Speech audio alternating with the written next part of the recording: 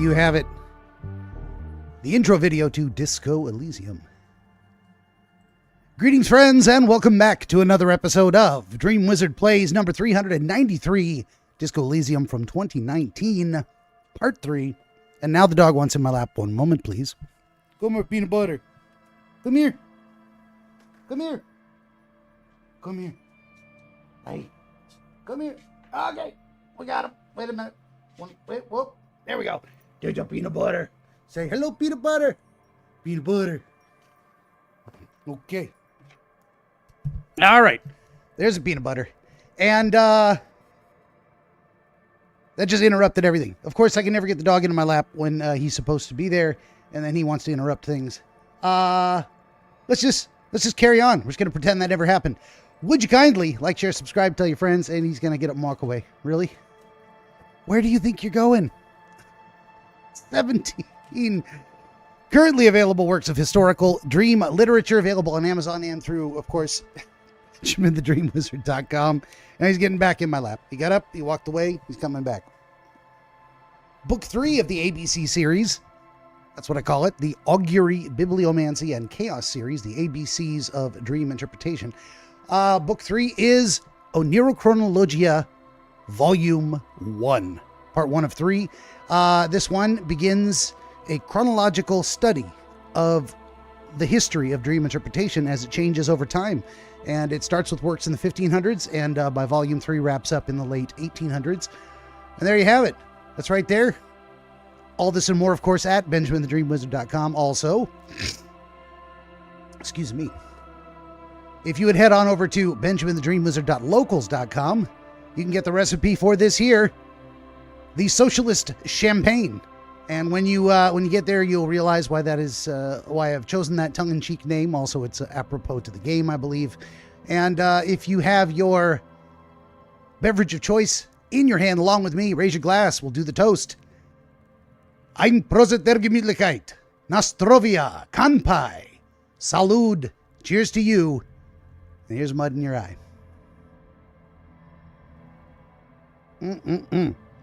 I got up way too early this morning. I'm tired, but I got a dream interpretation interview conducted. I was not sure it would come off without a hitch, and it did not. There was a hitch, but it did come off. So there should be a new episode posted this Saturday. I'm very happy about that. Got another interview coming up on Friday. We'll see how that goes. And if you are anywhere within the sound of my voice on YouTube, Rumble, Twitch, Trovo, Kick, or the X platform, please reach out through any of those sources, through all the social media you see at the end scroll at the finish of every video. I'd be happy to talk to you. Let's talk about your dreams. So, all right, let me get this thing. Whoops. God, how many times can I push a button and it doesn't work? Buttons. I need to get maybe like a, what do they call it? A Stream Deck, where you can like program the keys and then it kind of hardwires it. I don't know. Should I add more peripherals? This thing's complicated enough as it is. Excuse. All right. Moving right along. Let's continue the game. When last we left our intrepid hero, whose name we still do not know.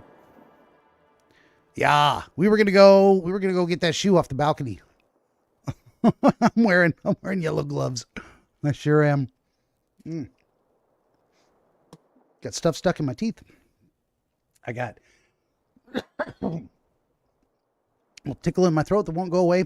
All right, we're gonna go. We're gonna see about how to get access to the external balcony. I don't know how to do that. Oh, it's right here. Jesus. Hey, I'm having a thought.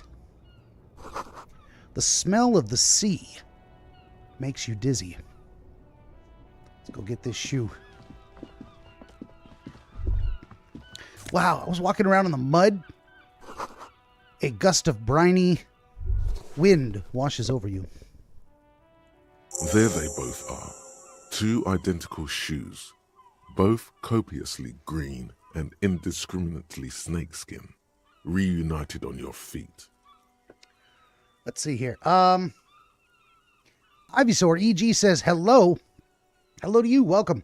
Alan says, it's game time. Looks sick. Yeah, Disco Elysium. Very different from all of the kind of first-person 3D games where you can look in all directions and you're shooting and whatnot, or swinging choppy things at people. Not a fighting game. It's more of a puzzle-solving game. I likened it to the games I used to play as a kid in the 90s, the Sierra games, King's Quest. It's the only one that comes to mind. I played a bunch of them. I think Monkey Island was one of them that was very similar. Has a very like a third-person isomorphic view, like Diablo. Very similar to that. And I still have no idea what I'm doing. But it's an interesting story so far. I'm a detective, I think. Trying to solve a murder, I think. I've got a partner, I think. I have no idea what's going on. And then we interact with these things. So my composure spoke to me and said, well, now we have identical shoes. And I say, wait, these do not look like normal cop shoes. It's pretty clear a normal cop is not what you are. Touché. Well, how do they fit? Good. They're balanced. Comfy. Feels like the only good thing about you right now, truth be told. I got comfy shoes. There's a whole lot of self-deprecating going on here. Self-hatred with this guy. He's not a fan of himself. Putting on 2 shoes gave me +1 morale, I guess. And I've got some charges of morale-raising items if I need them. We're going to carry on. And I'm just going to double-check. There is nothing... Ooh, what is this over here? I wonder if I can click on that. Nope, it will not take me there. We're going to have to go outside. Well, before I do that, perhaps... Again, excuse the tickle. Looking at our journals here. We got so many quests, I don't even know where to go. I don't know what to do. We got to get the body down. Access the harbor and ask for Everett Claire's help. We got to make a truce with Kuno. Pay for damages, find smokes, track down the badge. I mean, I guess the most pressing thing to do at the moment is continue with the quest to get the body down. I've now received a pair of shoes. +1 composure, but -1 savoir-faire. I don't know what that means or why, but it is what it is. Like, if I need to do a savoir-faire roll, should I take off my shoes? Likewise, the pants drop my savoir-faire by 1, but give me +1 electrochemistry. Why? Why these modifiers? They give, the shirt gives me +1 conceptualization, but -1 to suggestion. I don't know how to min-max any of this stuff. Excuse me. The good news is I never knew how to min-max anything anyway, so fuck it. It's par for the course. Let's go back inside.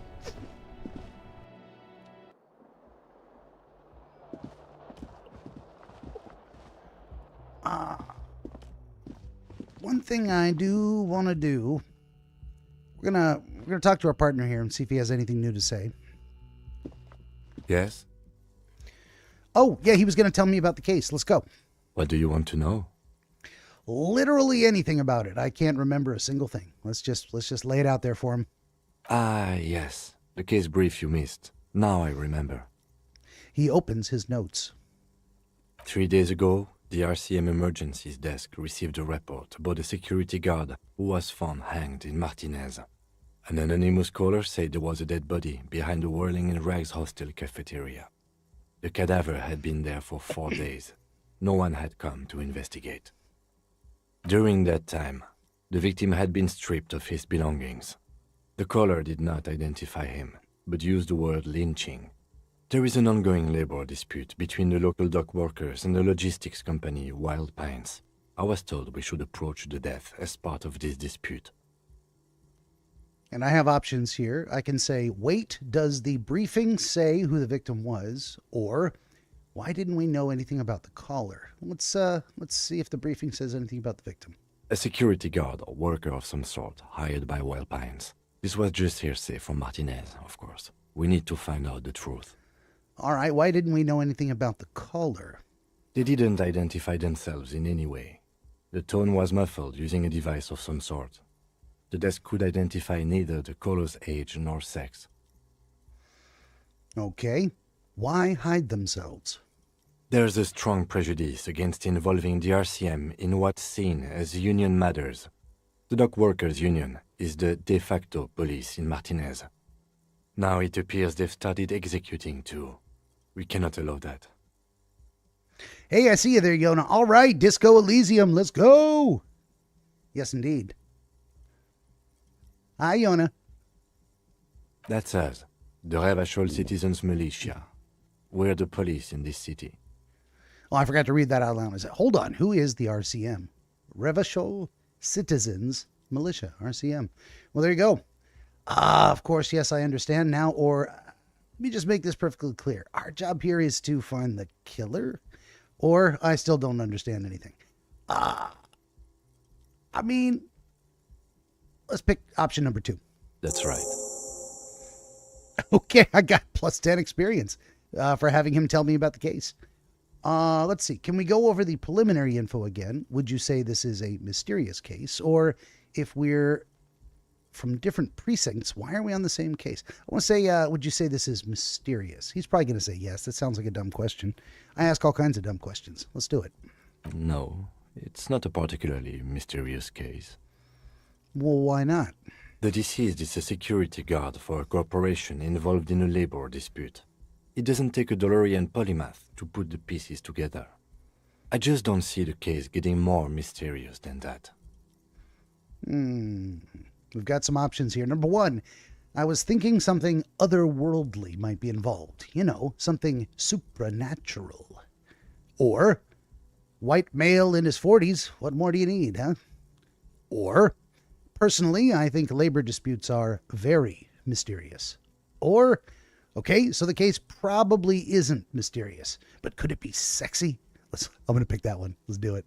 There was some interest in this case at my station, but not for the reasons you have in mind. You seem to wish there was a... Maybe I do. Cut this boring stuff off immediately. You know what this case is about. My electrochemistry is talking to me. Maybe there's a woman involved. Or, are you sure there's not some sex angle we should be considering? Or, I guess that settles it. I think there is a young woman involved from talking to the corpse.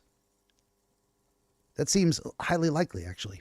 Yes, it just so happens there's a beautiful, blonde 19-year-old woman at the heart of this case. A rich one, in fact. Part of a murder sex cult. He is being sarcastic, but I like it. I can respond, wow, really? That is mega sexy.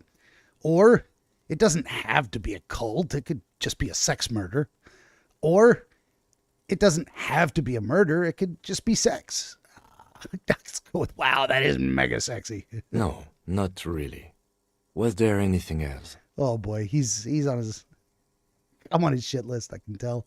He's basically challenging you to sex it up with some lurid twist. Don't get right into it. Sit on it a bit. Then hit him with it. Okay. The dry sarcasm is chef's kiss. Yes, it is. Every time there's more mucus just dripping down the back of my throat. Not fun. All right. If we are from different precincts, why are we on the same case? I'm afraid you and I are pawns in a pissing competition. You don't say. His disdain is clear. This man would not use such an expression otherwise. All right, Kim, what do you mean by that? You don't know? I assumed you were in on it. We've got some options here. Number 1, I don't remember being in on anything. Number 2, you know what? I'm in on retrograde amnesia. Or, tell me about it. Let's just go with the straight answer. Tell me about it. What's there to say? It's just stupidity. Kim, what kind of stupidity? The cop kind. Our precincts can't decide if Martinez is part of Jamrock or the Industrial Harbor. Yours or mine, as if we somehow own parts of the city. Typical street gang mentality. So we've let the Union make a mockery of law enforcement here, and now it's come to its natural conclusion. Mm-hmm.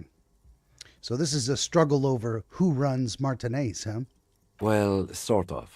It's less a matter of who gets to police Martinez than who has to.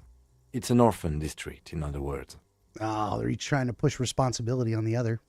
I think the dispatch desk just told both our stations about the hanging. There was quite the brouhaha at the 57th, I can tell you that. Time to settle it, they said. Cop off. But I assure you, I am not their finest or toughest with 102 cases solved. What I am is least interested in a pissing competition.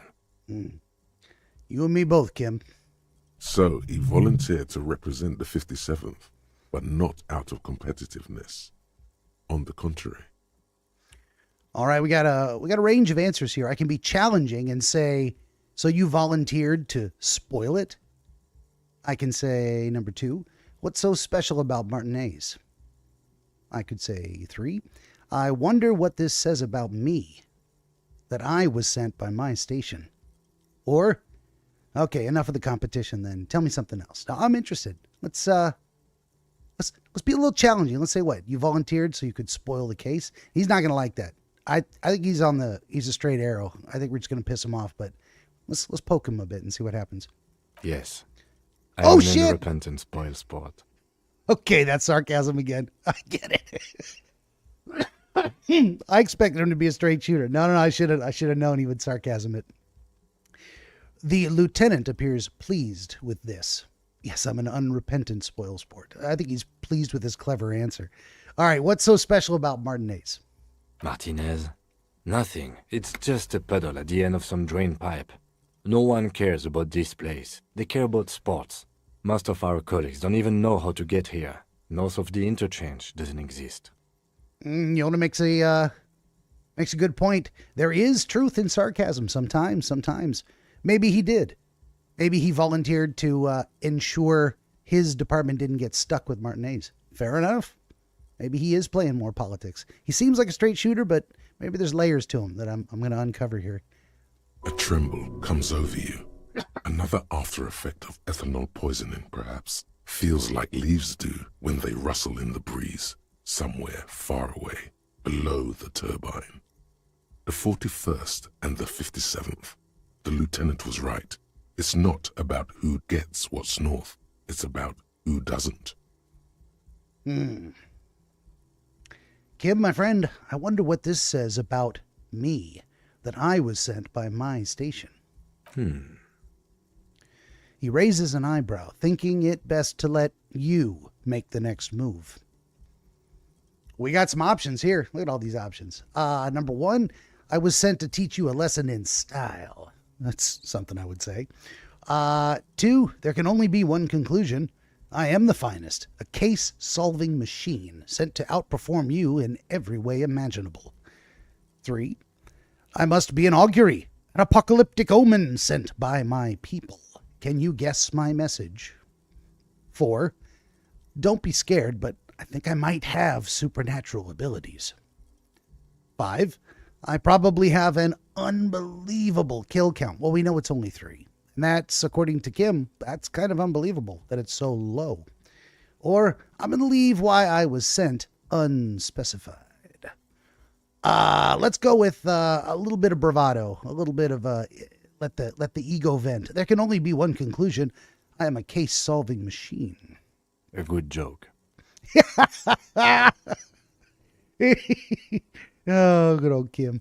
He does not actually think it was a good joke. No, he does not. Okay, so it was a poor joke, but we could use a good-mannered cop-off, don't you agree? Or, yes, a joke. In truth, I will only moderately humiliate and outperform you. 3, a joke, of course. Rest assured, I have no intention to compete with you. Or number 4, of course it's a joke. Look at me. How could I compete with you? And you probably have a ton of cases solved.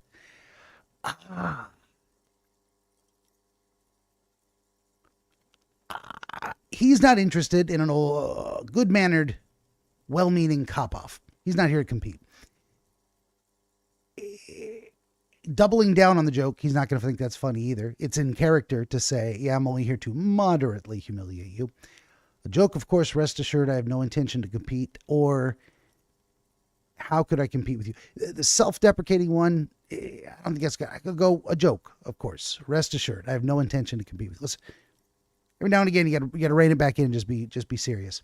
It's good we set this thing aside. Well, there you go. He actually sounds pleased by that. Was there anything else you wanted to ask about the competition? If not, we should move. No, that's enough. Tell me something else. Yes, it's a wholly pointless matter. Forget I ever mentioned it. Plus 10 XP just for having a conversation about the pissing competition. He's actually glad it's addressed now. All right. So we've got some things here. We've got some stupid odds. Logic, I can ask, why did the 41st sent me? I can process it through my head. That's not going to work out well for me. But let's try it anyway, because I can always try it again later. Because Fail. you're the best qualified. No, that doesn't seem right. No, that makes sense. I am exceedingly qualified. If you're so well qualified, why can't you remember why you were sent? Anyway, don't keep the lieutenant waiting. All right. A completely anticipated fail. This one gives me a damn near 60% chance. Convince Kim that there is a dark, sexy mystery twist in the case. I think there is. I think there actually is. Like me, the player. Let's roll the dice, baby. Let's go. 60% chance. Here we go. Only banal things strike you. Failure. At the core, you're a very banal person with a very small soul. Well, there you have it. We tried and failed. Damn, even 60% chance is not good. One you should be ashamed of. My morale. It's no wonder the soft one doesn't want it back. It was right to abandon you. I failed that combat roll. Took some damage to my pride. All right. What are my options here? I think you should know that I can't remember anything. Or, I want to talk about you. Or, you seem to be following me. Well, no duh. But let's just be straight up. Look, I think you should know I can't remember anything. No response. He just arches his brow. Really, I don't remember anything. There was drinking involved. Have you tried concentrating on something other than your personal affairs? There is a sudden, harsh edge to his voice, like he's tired of hearing about your personal affairs. Really? So, letting him know we might have a problem. He's not interested. He just wants me to get my shit together and do the job. I'm trying to tell him I can't. Not very well. Let's see. What's wrong with personal affairs? Or, so what should I concentrate on? Or, but I'm completely lacking in basic information about even this organization we're in. Can you help me? Or, I'm afraid this is a medical situation, and move on. Let's double down on being a plain dealer, straight shooter, full disclosure. I am completely lacking in basic information. I need help. Fine. We should get through this day first. Off hours begin at 9 p.m. If you're still having trouble then, I can give you an orientation. Okay, well, there you go. That is a new task. I've opened up another quest. Let's see. Fine, let it be. Focus on other people's troubles, not your own. That is a relief. He's not wrong. Your heart beats twice like a fist. The serotonin deficiency makes your teeth clench. I can say thank you, O wise man. Or say nothing. I don't want to be sarcastic. He's right. Just take it. Just take the advice. The lieutenant glances at his electronic wristwatch. Okay, forget it. A moment passes. The lieutenant glances at the sports watch on his wrist. All right. Let's talk about you, buddy. Tell me about yourself, Kim. Me? Yes, you. I don't see how my life is pertinent to the investigation. We'll work better together if we have more rapport. That's a fair point. All right, for the good of the investigation, what do you want to know? You don't look like other people around here. That's because I'm half Seolite, or quarter. My father's father was from Seoul. So was my grandmother, but from my mother's side. It's not an interesting topic. What is Seoul? Does he mean Seoul, Korea? It's a part of the world, officer. A geopolitical entity and a geographic division. I told you it wouldn't be interesting. Kim, you're only making it sound uninteresting. I still want to know more about Seoul. You're barking up the wrong tree. I don't speak a word of Seolite. I've never met either one of my grandparents, and I've never been to Seoul. I'm a regular Rêvacholière. Okay. I'm a local. Fair enough. He's glad to have shut down your question. All right. Well, you're wearing glasses. Tell me about that. That's correct. That makes him a binoclard. Completely uncopped material, if you say so yourself. I can respond. I didn't know they let binoclards become cops, or I'm not going to call him a Beano. Glasses are cool. Are they? They're mostly just cumbersome. Fair enough. You could use a good, normal pair yourself. All right, Kim, tell me a secret about yourself. No. Come on. Your brain sends the signal to your lips, but they refuse the order. Something is paralyzing them. You're pretty sure it has something to do with the lieutenant's eyebrow. What's happening to me? Something the matter, detective? This guy's got authority off the charts. With just the flick of his eyebrow, he's able to make you his thrall. All right. So what can I do about that? Nothing. You better hope he doesn't abuse his authority. There's a lot of it. I can accept my fate or silently scream for help. Let's silently scream for help and see what happens. If the lieutenant were an evil man, who knows what sort of havoc he could wreak. Okay. Fortunately, he is a committed officer of the RCM. He'll only use his powers for the good of the investigation. The lieutenant relaxes his eyebrow, and you seem to regain control of yourself. Let's ask we're going to get a little more personal here, Kim. Do you ever talk with yourself? What do you mean? You know, when you're thinking. Do you ever have conversations with, like, your brain? I have no idea what you're talking about. So how do you, What? Think? I do most of my work inside my notebook. He writes it out, huh? The lieutenant produces his small blue notebook and idly thumbs through a few pages. That's where his conversations with himself take place. It's one way to do it. You're super lucid, yet psychedelic. You don't need office supplies to connect to your nervous system. You're special. All right, Kim. That's all for now. Good. Let's change the subject. All right, one last thing. You seem to be following me, buddy. Excuse me? Well, what if I want to work the case alone? Detective, if I may be frank, you seem to be in a deranged state. You have trouble remembering things. You've misplaced your badge. I cannot let you act in the name of the RCM without supervision until you've regained control of your faculties. But, what if I need some me time? Some you time? This is a police investigation, not a journey of self-discovery. You'll still have your evenings to yourself. Okay, I'll leave the self-care for non-work hours. Please do. We wouldn't want your regimen to spill over into the investigation.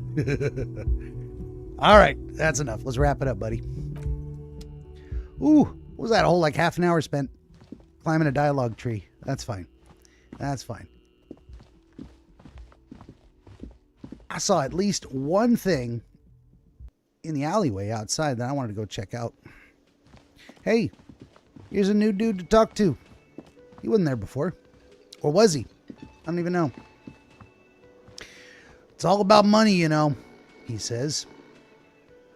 And has nothing else to tell me. And I don't think I'm able to try and wake this guy up again, am I? The worker is in a deep slumber. Perhaps he's on his way to where you just came from, into the primordial darkness. It is locked, being able to wake him up. All right. What do we get here? We got a new thing. End of the day debrief with Kim. Filed Monday at 2 p.m. Okay, filed Monday at 11:33 in the morning.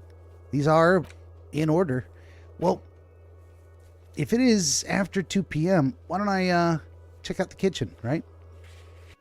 It seems like some of these things are time dependent.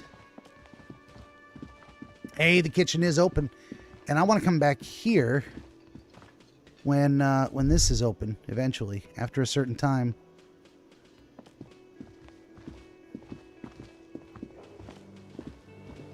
There we go. What's in the sink? The dishes are drying. They smell of chemicals and pine trees. What else we got here? Oh, I got a thought. An aroma of spices, alcohol, and tomato hangs in the air. Let's talk to the chef. A thin man is smoking below an exhaust hood, occasionally sipping from his mug. This must be the Whirling's cook. Ask him if I can bum a smoke, right? As you step in, he nods toward the table and says something in a completely foreign language. The only words you can make out are Garancy and Quebec. It must be his name. Garancy. Garancy, Quebec. Sounds representative.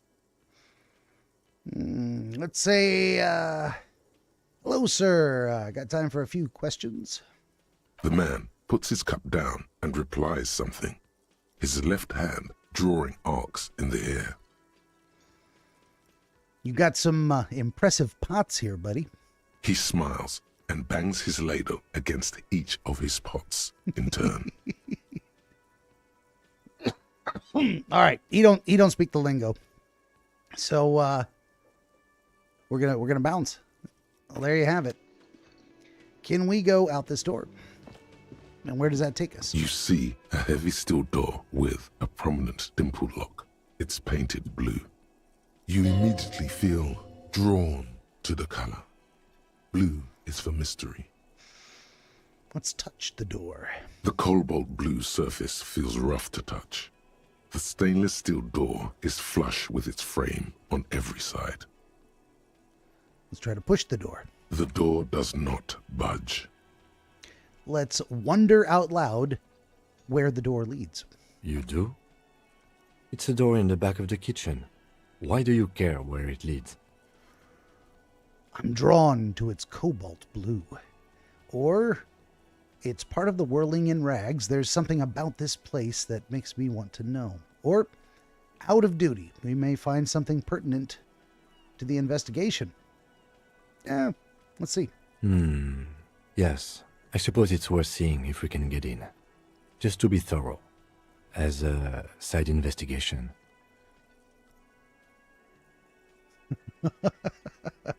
Yes, a mini side investigation. Or, no, the door is a mega investigation. Or, the door and the main investigation will merge into a stereo investigation. Let's just go with we'll go with number one. Gart is the person to ask about this. The cafeteria manager. Well, let's go. Let's go ask him about it. Tell me about the door, brother. Oh, it just auto-saved. Is that time-based, or is that when I've completed something? Because it just opened up another side quest there. Can I help you? I want to ask you about a thing at the Whirling. Another thing. Great. I love those. Yeah, anyway, there's a mysterious blue steel door in the back of the kitchen. Oh, yes, that door, sure. There's nothing mysterious about it. It's just a door. Okay, do you know what's behind it? No, I don't have a key. I don't know how to get there. And I don't care either. It's not like I've been wondering about it for 10 years. It's just the freight warehouse, probably. Probably. Well, now I gotta know. Or some boring storage space with a bunch of old junk and dust. Junk and dust. He runs his fingers across the counter to check for dirt. He's attempting to maintain an air of indifference. It's absolutely not convincing. I think you'd like to know what's back there. Fine, okay, a little. But my job doesn't leave me time for wondering about one locked door in one of the cafeterias I manage. So I haven't opened it. I have cleaned the whole place 100 times over, though, after the animals. And I haven't found a key, so good luck with that. Okay. Well, there you have it. That was worth plus 5 XP, just asking him. Why not? Where does that leave us? Okay, explore the whirlings. There are apparently secret passages. Jesus, how many quests are in this game? More importantly, let's look here. Ooh, very close to another skill point. But what I wanted to do was check in on this progress. 88% through the lonesome long way home. Wonderful. So in 43 minutes, we'll have a solution to the problem of where the hell do I live. Here's what I'm having a problem with, though. We need to access the harbor and ask for Everard Claire's help. So how do we access the harbor? I'm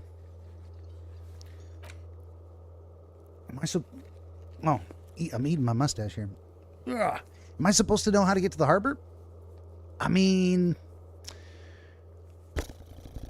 they told us what was to the east and the west and all that good stuff yesterday, but I can't remember. It was too much information. So we do for sure need to just go outside and start looking around, I guess. You can always just wander in circles, I suppose. There was at least one thing over here I wanted to check out. What is this?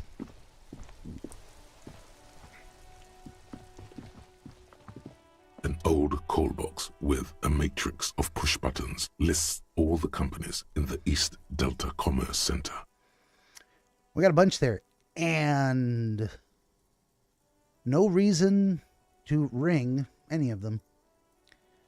Got the main hall, Andro Orlando Hair, SCA, Artemitep's Boxing for young athletes, 24-hour window, Fashion Atelier, Fabron's Taxi, Slipstream SCA, Fortress Accident SCA, Revishal Ice City, Main Hall, Building B, Whirling in Rags, East Delta Pinball, entrance from Building B.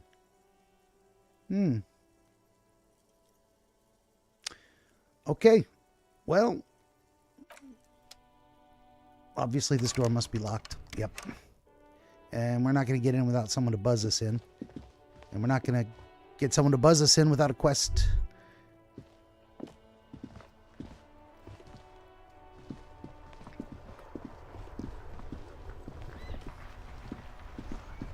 If we talk to this person right here. Who are you, buddy? I am a gander and a hunter and a gatherer.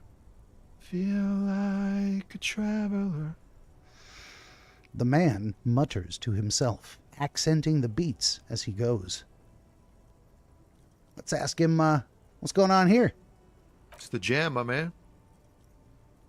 He motions toward the sprawl of lorries with a sweeping gesture.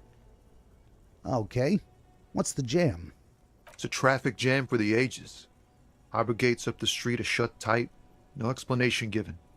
Workers on strike, scabs agitating, an all-around clusterfuck. Meanwhile, we're all stuck here in long-haul limbo for days upon days upon days. Upon days. He glances south down the road. Let's see, limbo, or how long have you been here? He said days upon days, so let's go with limbo, huh? That's where I am. Yeah, exactly. Okay, so how long have you been here? Feels like forever. Like I was born on this here roundabout and this was all I ever knew. Just me and the metal and the tires, the oil and the fumes of mazout. Extravagantly phrased, my friend, but I can roll with that. Yeah, imagine. It's been a whole week already. He snickers. Behind the laugh, however, a touch of sorrow. So tell me, what do you need?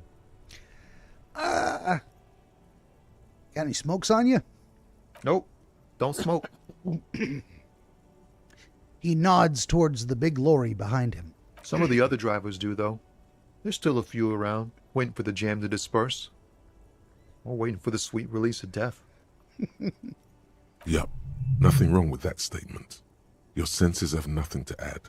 You'll have to ask around elsewhere. All right, guess I'll ask around then.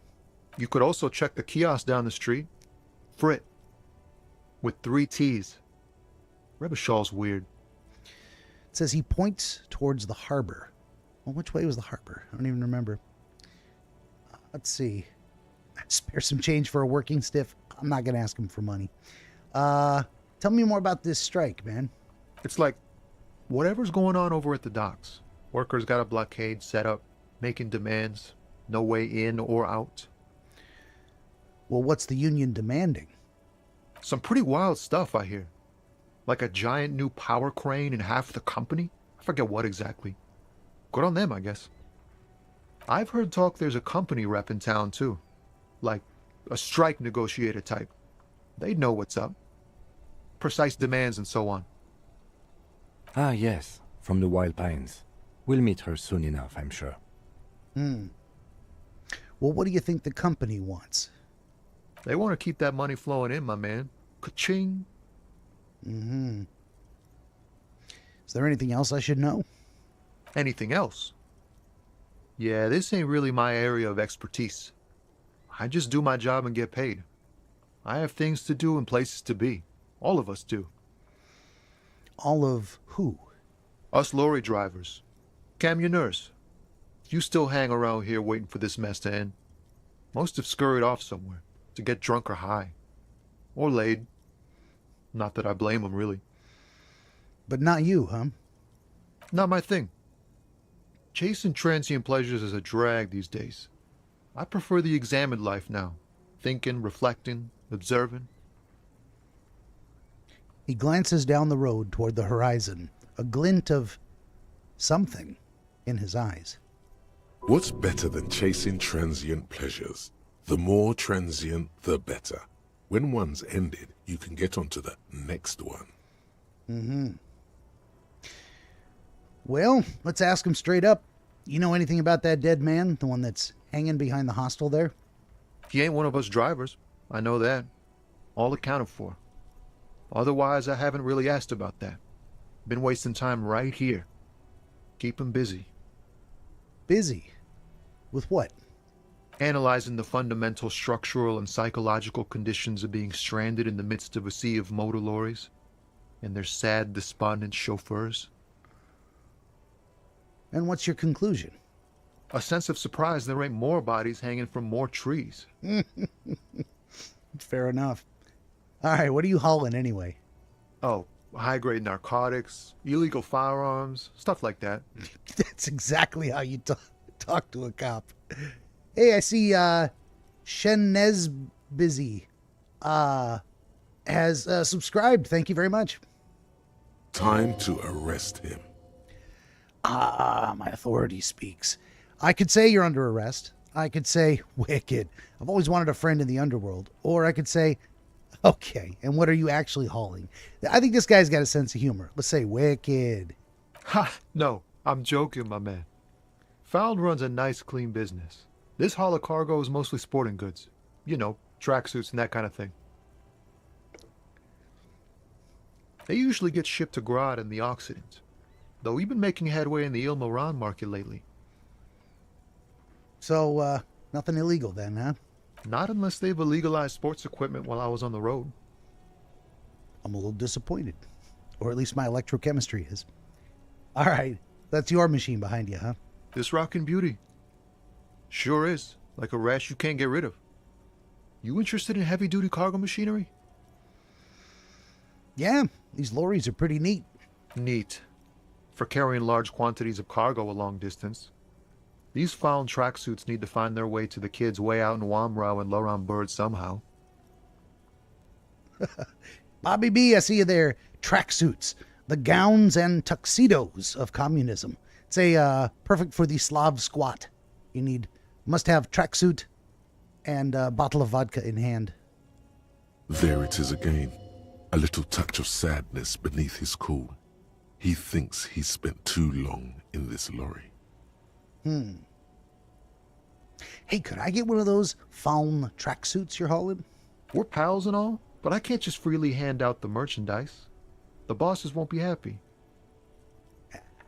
Right, I had another question. The man taps his fingers rhythmically against his arm. Less than an even chance at trying to guess what do I see in his eyes. Let's give it a try. Ease into it. Don't go too far. Failure. This seems like a personal matter. I could say, my man, I want to know about your soul. We're not going to do that. I'm going to say, man, you look sad. What's going on with you? I'm okay, man. Just the jams got me down. The fumes, the chemical rainbows, the tarpaulin stretched on the frames and the dull engines off. The man recedes into his days of words. Maybe the full-on direct approach wasn't correct. Damn, it's tricky business looking into someone's eyes and not doing it wrong. Sure is. It's very difficult. All right, I'm good for now. Good talk. Don't be a stranger. All right, he salutes you with 2 fingers. Well, we did it. We talked to the guy. I got nothing out of it. But here we have a traffic jam, apparently. That's something over here. Whatever that is.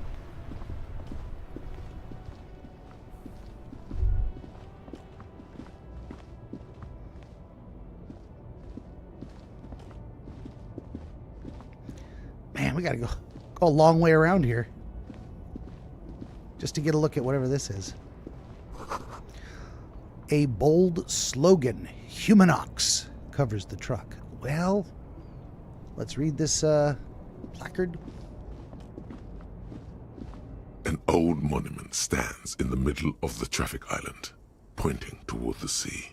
It looks as if it's been reassembled piece by piece, secured and mounted in the air with the aid of numerous ropes and rods. Who is this? A silver plaque on the statue's pedestal reads, I am Philip III, the Squanderer, the greatest of the Philippian kings of Revachol, son of Philip II, the opulent, father of Philip IV, the insane. Really? Well, we've got a decent chance. Oh, not a decent chance at all of answering the question, what did this king do? Let's try. What did he do? You have no idea what you did a week ago. How would you know what this guy did many centuries ago? Fair enough. I pretty much fail every one of these rolls. That's crazy. High above you, the king stands triumphantly oblivious to your memory trouble. All right, let's leave. How am I supposed to know where to go? I really have no idea.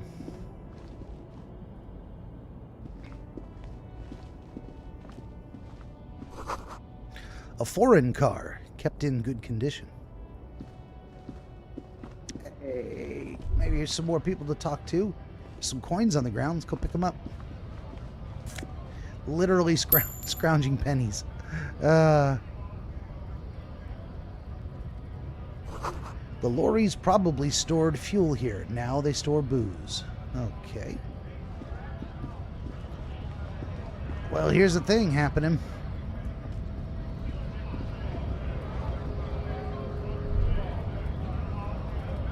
I guess maybe let's talk to this guy. Bastards! We have a right to work! The man yells towards the harbor gates. His voice is the loudest of the lot, and oddly screechy for a man of his size. Let's ask him. What's going on here? Hold up and stay frosty, everyone. Cops are here. The broad-shouldered alpha male turns to you. He's a full head taller than everybody else here. You here to fuck with us? Beat the honest worker down. Why should I? We're here to fight for a cause. Stripes usually have problems with people who have causes. Oh, then yes. Or, okay, then I'm thinking no. Let's go with no. I'm not looking for trouble. Good. We're fighting for a cause here. Right to work! Right to work! Besides, we're not that different. It helps if people see us talking, cops and strikebreakers together. Shows authorities are on our side. Builds confidence. Is that so? All right. What kind of cause are we talking about here? Rights of people. Rights of workers. To have gainful employment. To make a salary. And feed their families. I don't think I've chosen any sides yet. Might be time. Don't let the fat bastards tread on you. Cops tend to side with the higher-ups, but you're essentially still workers. I don't trust cops, but I can see you understand the... Right to work! Right to work! All right. Well, in any case, can I ask you a few questions? Maybe you should ask them the questions, like why we're not allowed to make a living here.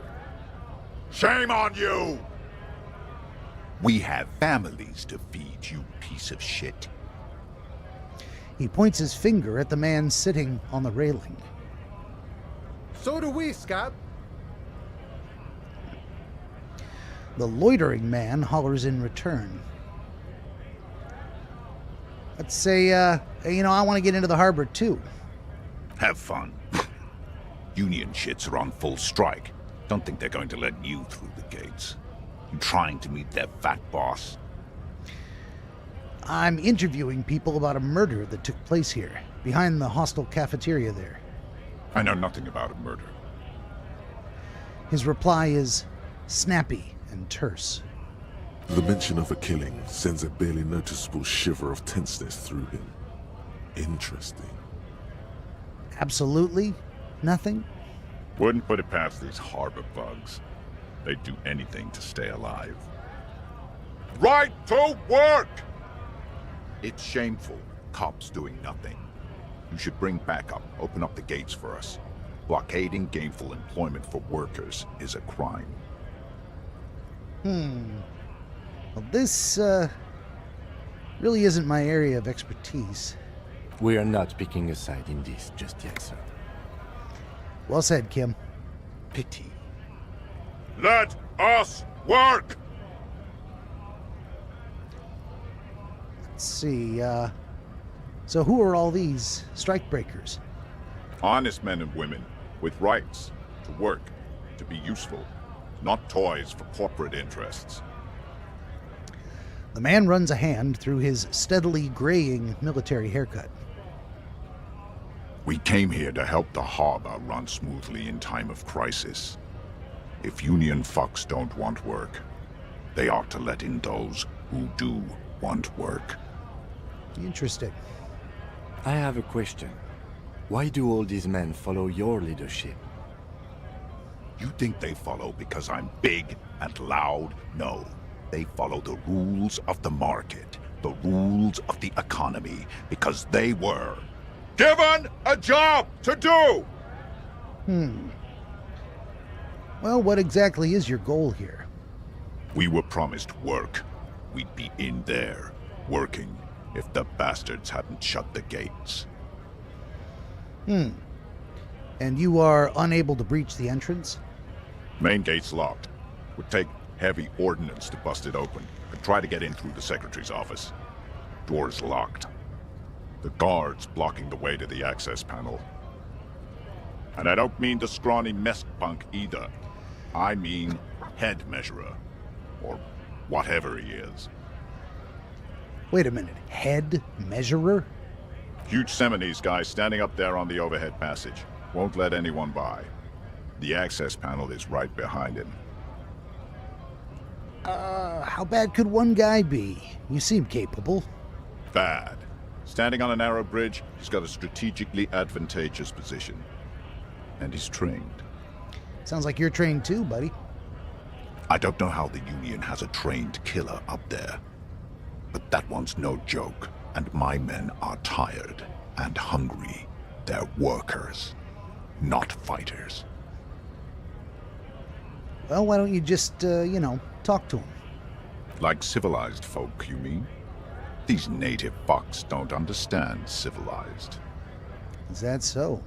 It would be better for the neighborhood if you went home, at least for now, if you can't get in anyway. No! They will give up eventually. Or get drunk. Leave the button unguarded. Then we charge. Man rubs his jaw. A perfect, lightly bearded square wedge. All right, well, I guess that's it for now. I'm gonna go over here and pick up this money that no one seems to care about. Yoink.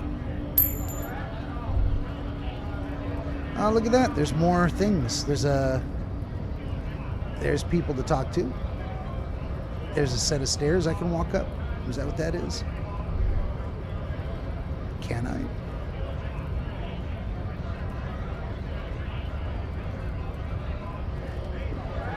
I don't think I can.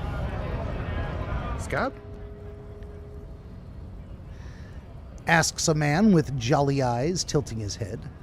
What did he just call you? Oh no, not this again. You just got away from that fucking kid. Okay.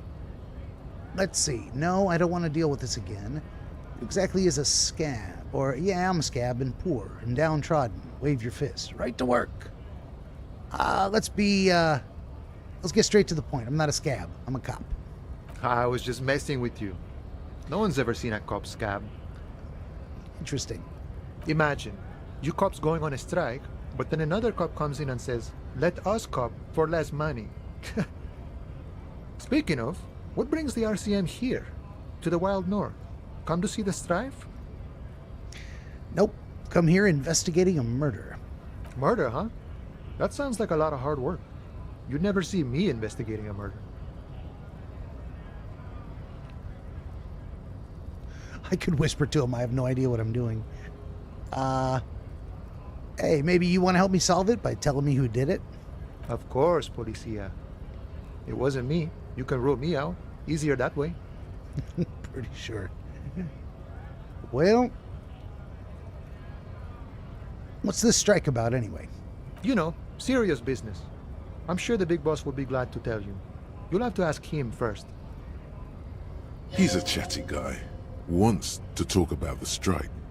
Return once you've met the union boss and are on a better footing with the organization. Fair enough.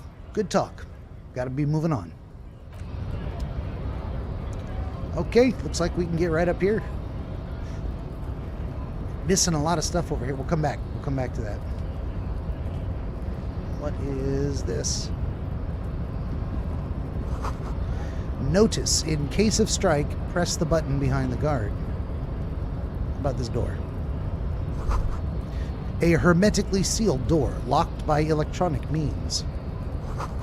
There's no lock picking or door kicking this one. All right.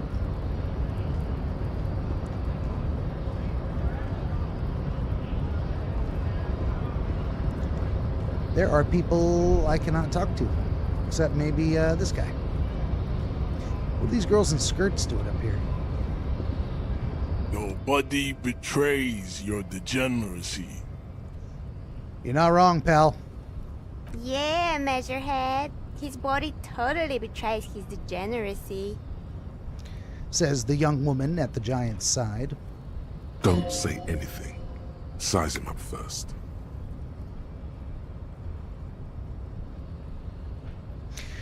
Let's cut straight to the chase. My body is unimportant. I'm with the police and we need to get into the harbor. That is precisely the negligence that has led you to succumb to Al Ghul. His face contorts in disgust, as if he were smelling a dead rat. You reek of it. An invisible sword of Al Ghul emerges from your throat. You cannot see it, but others can. It is making the woman in my company sick. What's a Al Ghul? Yes, Al Ghul. Okay, but what is it? Al Ghul is an ancient Ilmaran poison, a parasitic fungus that has colonized your race. It is a trick the desert pygmies played on you, for humiliating them and stripping them of their land. What do you mean, alcohol? Correct, my small skull servant. He nods approvingly. Kim, is my breath really that bad? It's not good. It's like a rat crawled into your stomach, got drunk and drowned. All right. You're right. I'm a servant of Al Ghul, but I still need that body down from the tree. No, you don't. You need to get another drink. Occidental Haplogroup B4 is done giving orders around here. The influence of the ham sandwich race is waning. He says, your days are over, white boy. Show him the ham still got it.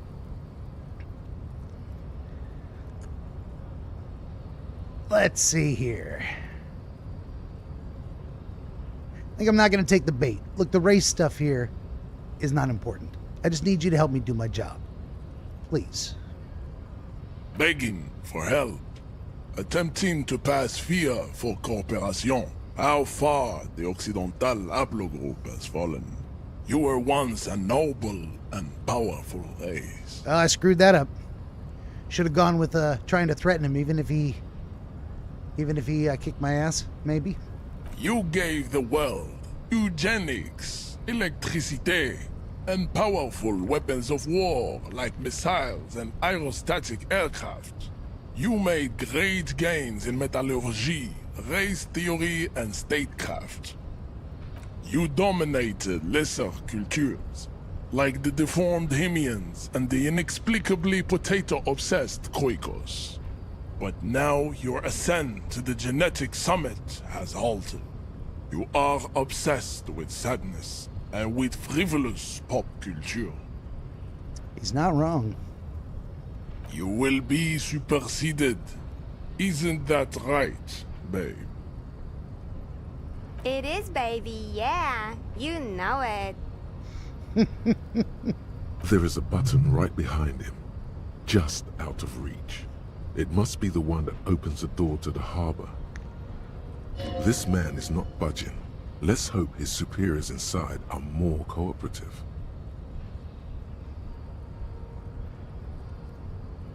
Let's see here.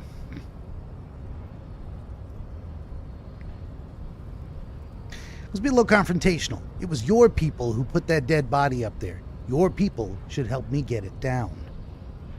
Enough with this begging. You should leave the stage of history with dignity by inviting the other races to a great world war. Embrace your impending genocide. Bring your troops to the Seminine Islands and to Boogie Street, and we will pulverize you. When you are gone, we will build a museum for you. Well, that's mighty kind of him. The walls will be lined with bottles of Al Ghul, your beloved beverage. Inside, we will store the odes to homosexuality you call art, and your microcephalic skulls. Wow, this guy is on one. This is your chance. He's talking. Rip into him with a punch and catch him off guard. What if I do? No, don't rip into anyone. You're sensitive. Remember? Communicate. Let's see here. Conceptualization. Subscribe to his advanced race theory. Give it a try. I'm going to fail this check too. 42%. I don't win any of these. Let's try. Go ahead. Don't be shy. Just ask for race secrets. Okay. Nah, better not say anything on this topic. Let's move on. Not very That's interesting. understandable. Jean-Luc Measurehead is a sage and an intellectual giant of race theory. Who are you? Handmaiden of Al Ghul. Alcohol. Alcohol. Al Ghul. I get it. Let's see. Let's show him the mug. You know anything about this mug? He does not so much as glance at the object. Isn't this your kind of thing? Stop showing me your pathetic cup. I have no interest in it. Fair enough. He's not the one to show the cup to. Does he strike you as the kind of man who puts mugs into trash? It was worth a shot. Let's see. Attempt to knock him out has absolutely no chance of succeeding. We're not going to do that. All right, let's just out of curiosity. What are those tattoos supposed to mean, buddy? Racists are generally not very good examples of their race. He gestures towards the lorryman down the street. I am not like them. I am craniometric perfection. I have taken the trouble to permanently draw a phrenologic grid on my skull and features. This should dispel any doubt. Wow, that's why they call him Measurehead. Measuring the head. Head measurer, like phrenology. Interesting. Are you sure I'm not craniometrically superior to you? You exhibit forward projection of the jaw, indicative of schizophrenia and sexual inaccountability. From a purely aesthetic standpoint, the dimple in your jaw makes you look like a baby. This is not craniometry, just an observation. Observation, huh? What else? It is impossible to see any more of your bone structure. It is covered in the ravages of Al Ghul. From what remain of your features, I can see fleshy lips, baldness of the head, and long arms relative to lower limbs. True. This leads me to conclude you are not a police officer. You are a common criminal, an offspring of murderers and sailors from Sur-la-Clé and Vesper, and possibly even the degenerate sheep herders of Ubi. This guy racist as hell. Interesting. So one of my ancestors was Sur-la-Clef and the other a Vesper, huh? Your racial heritage is uninteresting. It is the same as all Rivasholians. Your parents and their parents made the decision to reproduce while under the influence of Al Ghul.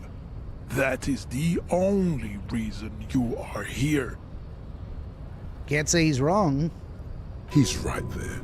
It's almost impossible to get it on unless you're both drunk. It's too scary when people are sober. All right, let's bounce. We still need to get into the harbor. We need help with the tree situation. There must be another way. His gaze wanders over the Whirling's roof to the yard. All right, I have a thought. What is this thought? Lonesome.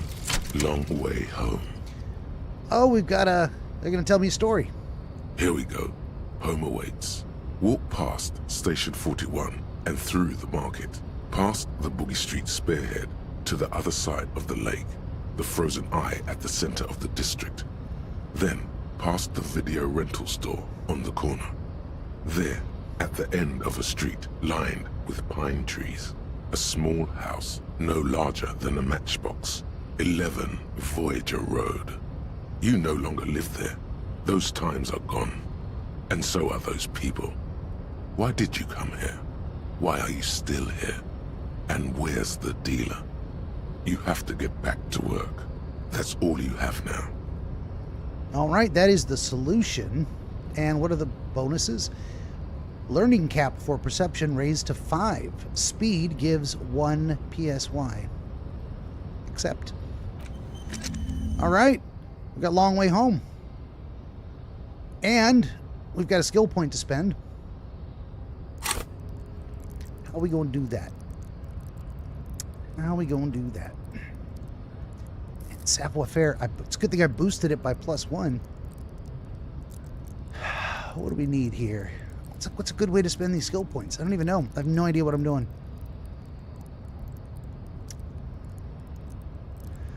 It looks like savoir-faire does need a boost. It looks like it does. And why does it look like a face hugger from Aliens? It's creepy. It's creepy as hell. The bottom one looks like torso and arms, but then there's like arms all the way down. Okay. Let's do it. Let's level up savoir-faire. Oh, should I? I don't know. I'm second guessing myself. Let's do it. Screw it. Cha-cha. Learned skill +2, whatever that means. Sneak under their noses, stun with panache. I like it. Let's close that up. Accept changes and close. Okay, well, we're not getting past this guy. Let's keep it moving. There was at least a couple other places I needed to check out. Some little environmental cues. Back on this building over here. Feels like maybe I could try to get up on top over there. If I can find a way in here, which means probably getting inside this building.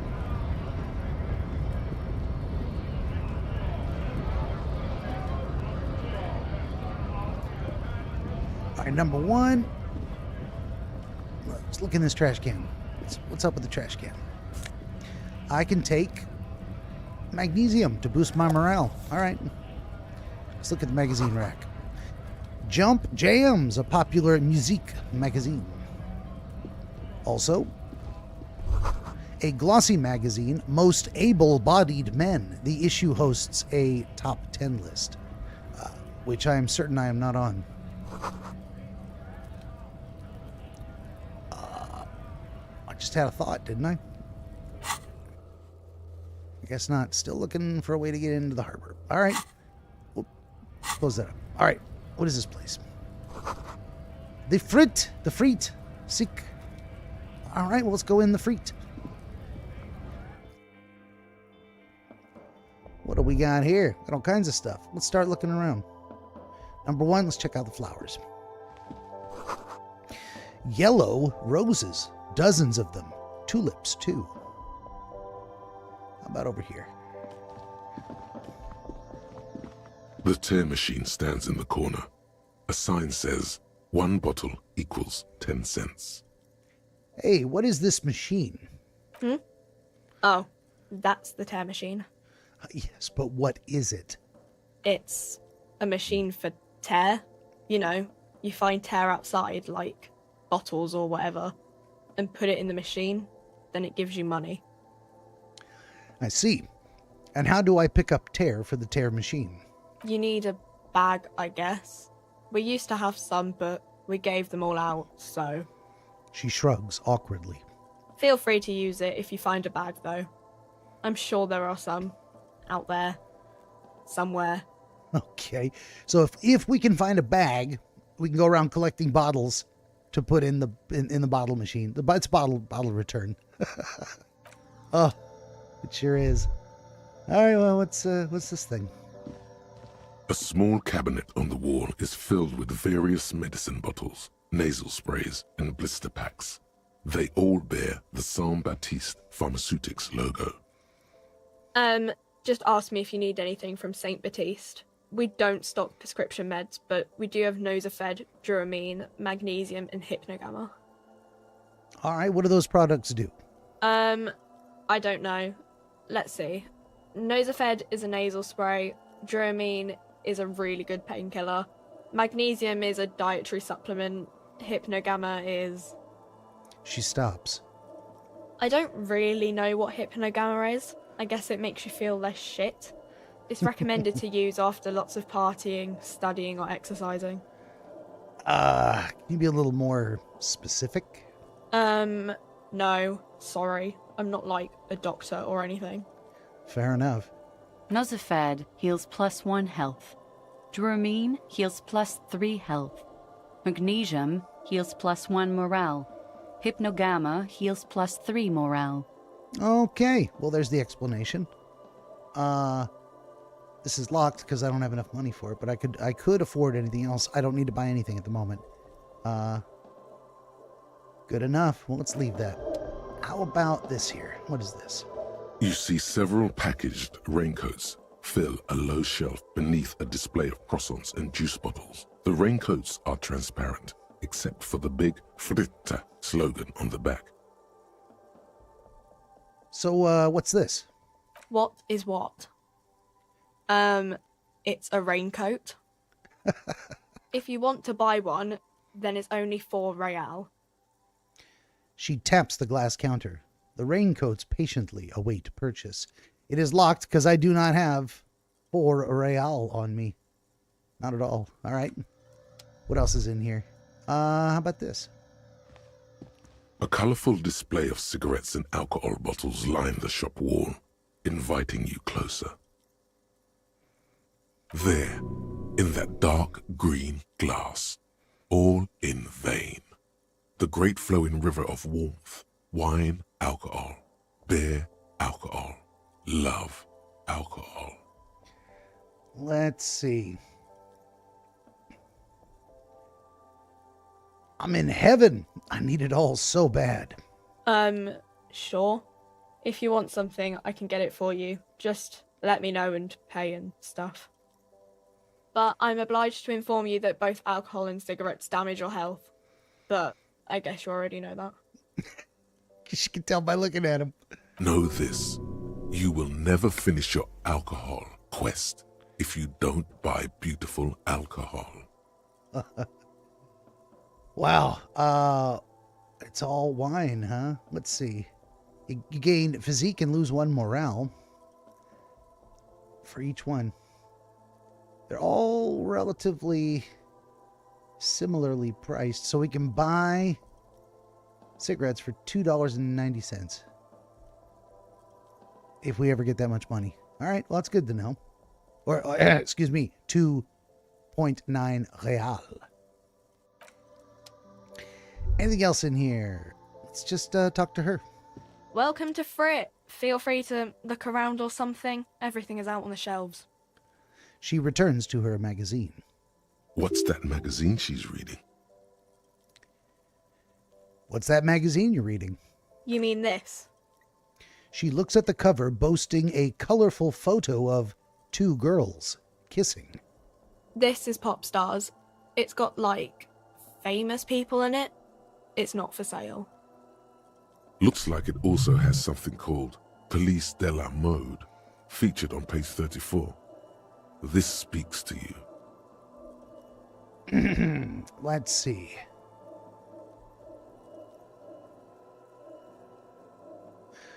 Well, forget about all that. What's the Fashion Police feature? Point at the cover. It's where they rate different outfits famous people wear. It's kind of funny. They're kind of mean. It's about who's the most stylish.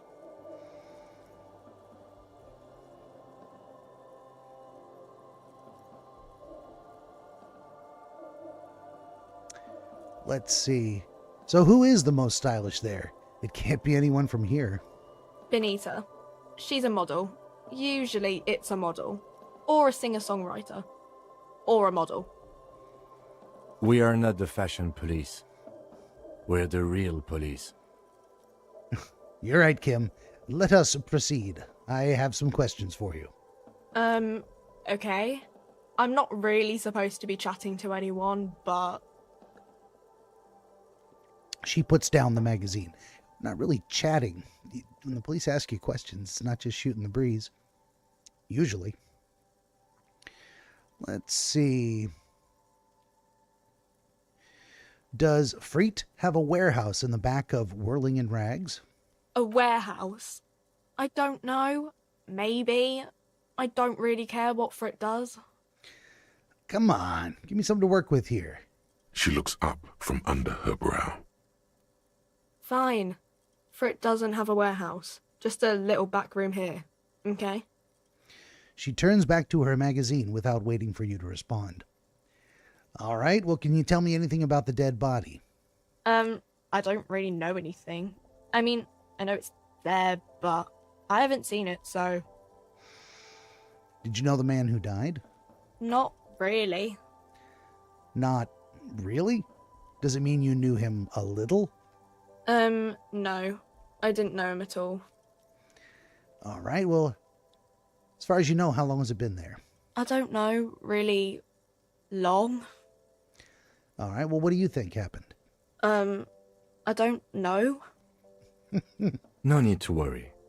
It's just standard procedure for us to ask around. If you hear anything, let us know, okay? Okay. She scratches her nose. And I say, well, thank you for your help. Uh-huh. Right. Can you tell me anything about this reality we're in? Let's get metaphysical here. Reality? You mean, what reality? Economic reality, or...? Sure. Tell me about the economic reality. I don't really know anything. I mean, I'm 15.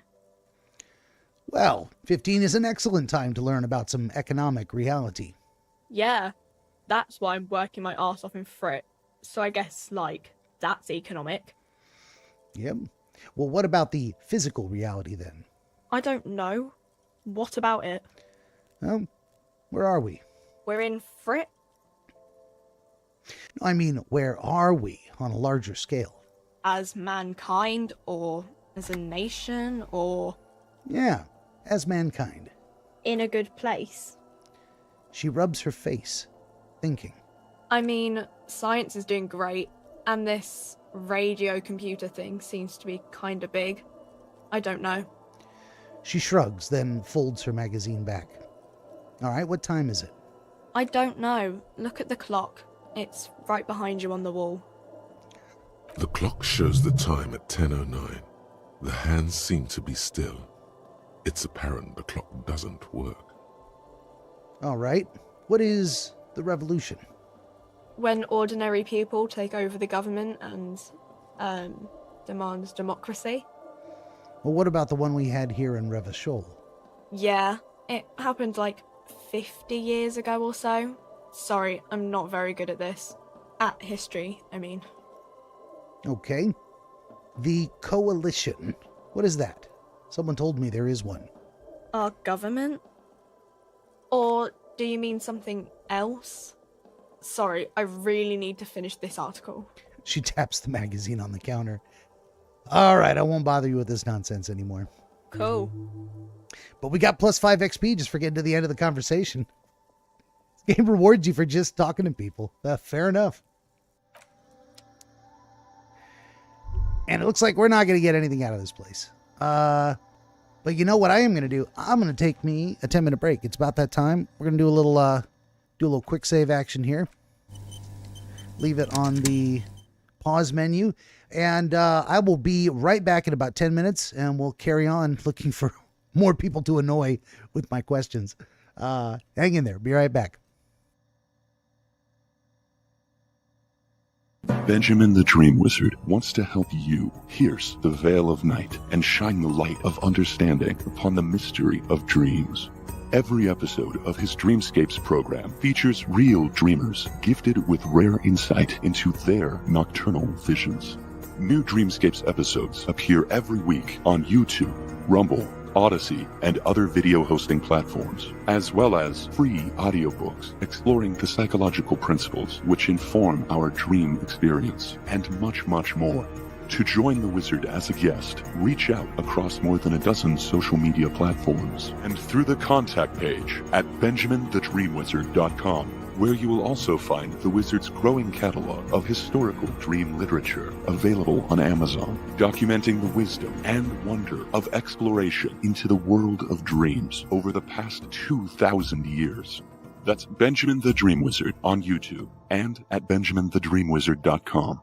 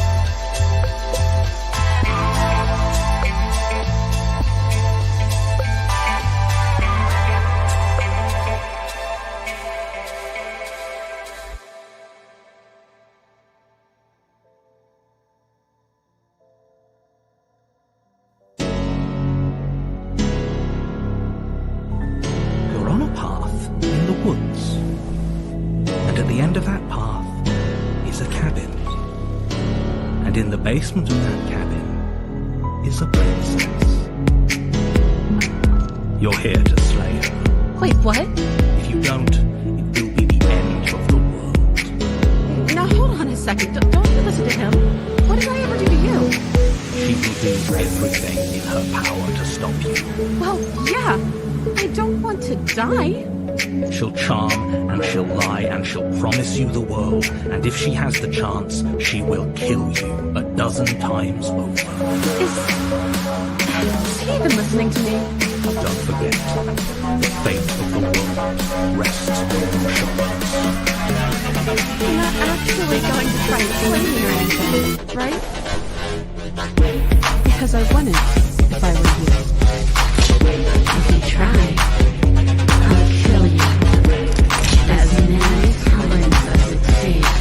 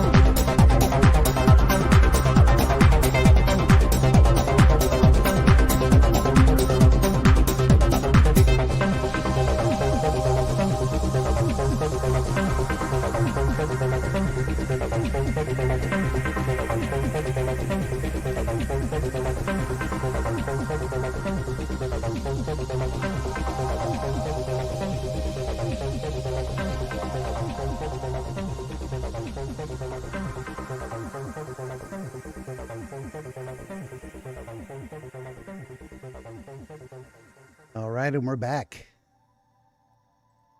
There we go. Back to the annoying questions. Here we go. Let's get this mouse out of the way. There we are. My audio is on and continue. All right, let's get out of the shop. Nothing going on in there. Okay, well, this way appears to be blocked. We can't get in. The only other way to go is west or south. Goods from the lorry haphazardly litter the surroundings.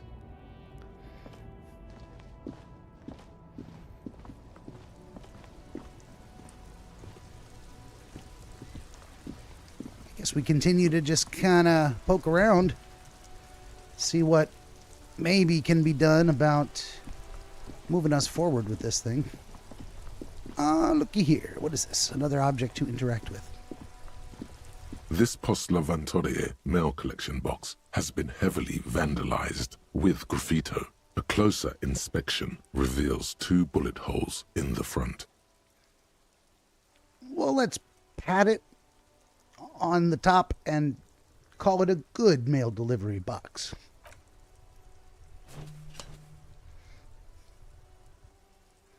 The box seems happy. Well, why wouldn't it be? Eat shit pig, fucked by the coon, and St. G with a crown have been scribbled on it. Jenny is a whore, and best set mailbox also. I feel you, mailbox collection box. The mail collection box seems cathartic, thankful even. So do you. You shudder, then you swallow.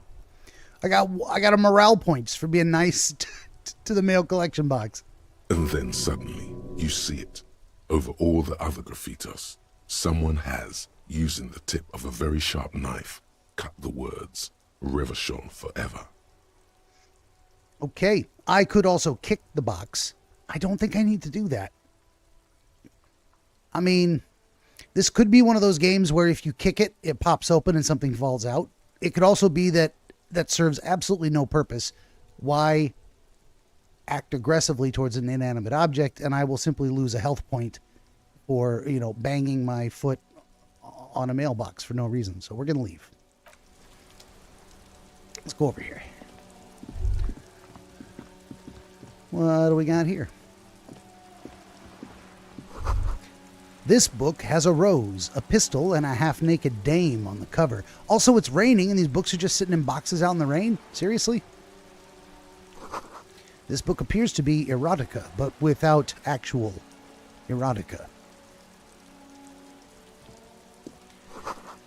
On the cover stands a very muscular man, surrounded by flames. That inspires no thoughts in me. How about another book? This book is about pâté. This book, you don't really understand what it's about, nor does it seem important, but it inspired a thought. It takes willpower to even read the author's name, Jean Caus from Iguania. A book about boyadero culture. It promotes freedom and roaming upstream. A book about the future. The government reads your mind using radio technology. Well, how about the bookseller gal here? Hello, sir. Step right in. The store is open.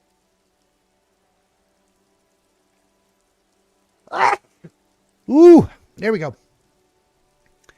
A young girl with chubby red cheeks waves at you, smiling. Her nose is also red from the cold. I'll just say, hello. Are you interested in a new and exciting book? She stomps her feet to feel warmer.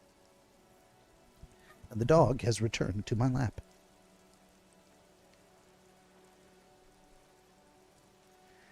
Let's see. What kind of store is this anyway? It's a bookstore, sir. We sell books, postcards, and some board games. It's called Crime, Romance, and Biographies of Famous People. It's a hell of a name for a bookstore. It sure is. It's written right on the window right there. Whoa, whoa, whoa, whoa. Hold your horses, little girl.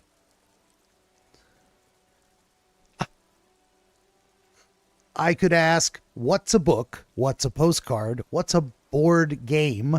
Or don't be ridiculous, I know all of these things. Yes, we're selecting that option. You're fooling nobody. Don't you sass me. Sir, are you okay? You've been standing here silently for a while now. Is it okay if I ask you some questions? Okay, sir. I'll try to answer any questions you have. I hope they're about books. Well, let's start with your name. My name is Annette, sir. My mum, her name is Plaisance. She owns the store. She's inside, minding the register, or organising the stock.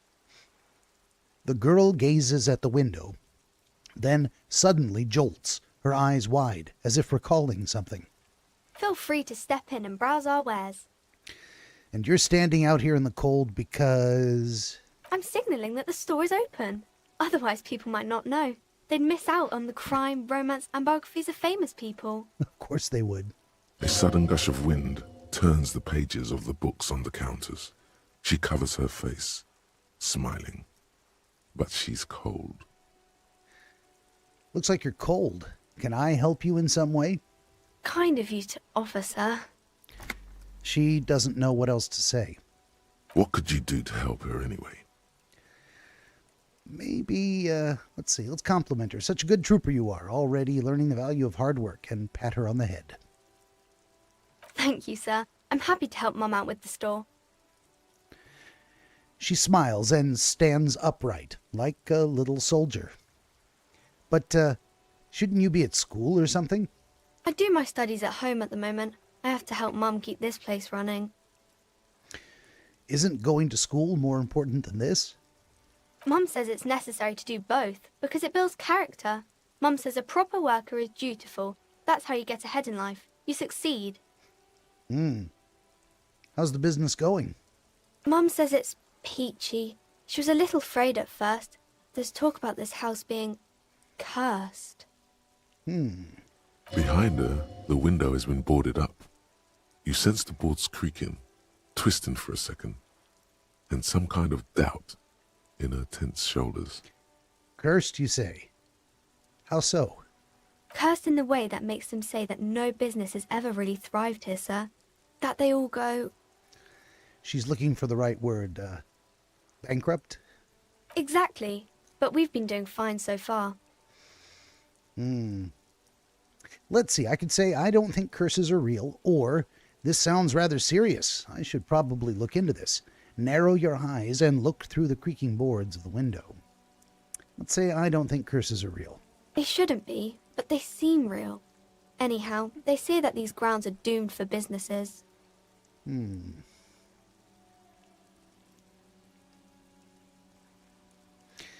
It's just regular trading and selling of things, child. It doesn't work out for most people. Of course, sir. She doesn't know what else to say. All right. Well, that's good enough for now.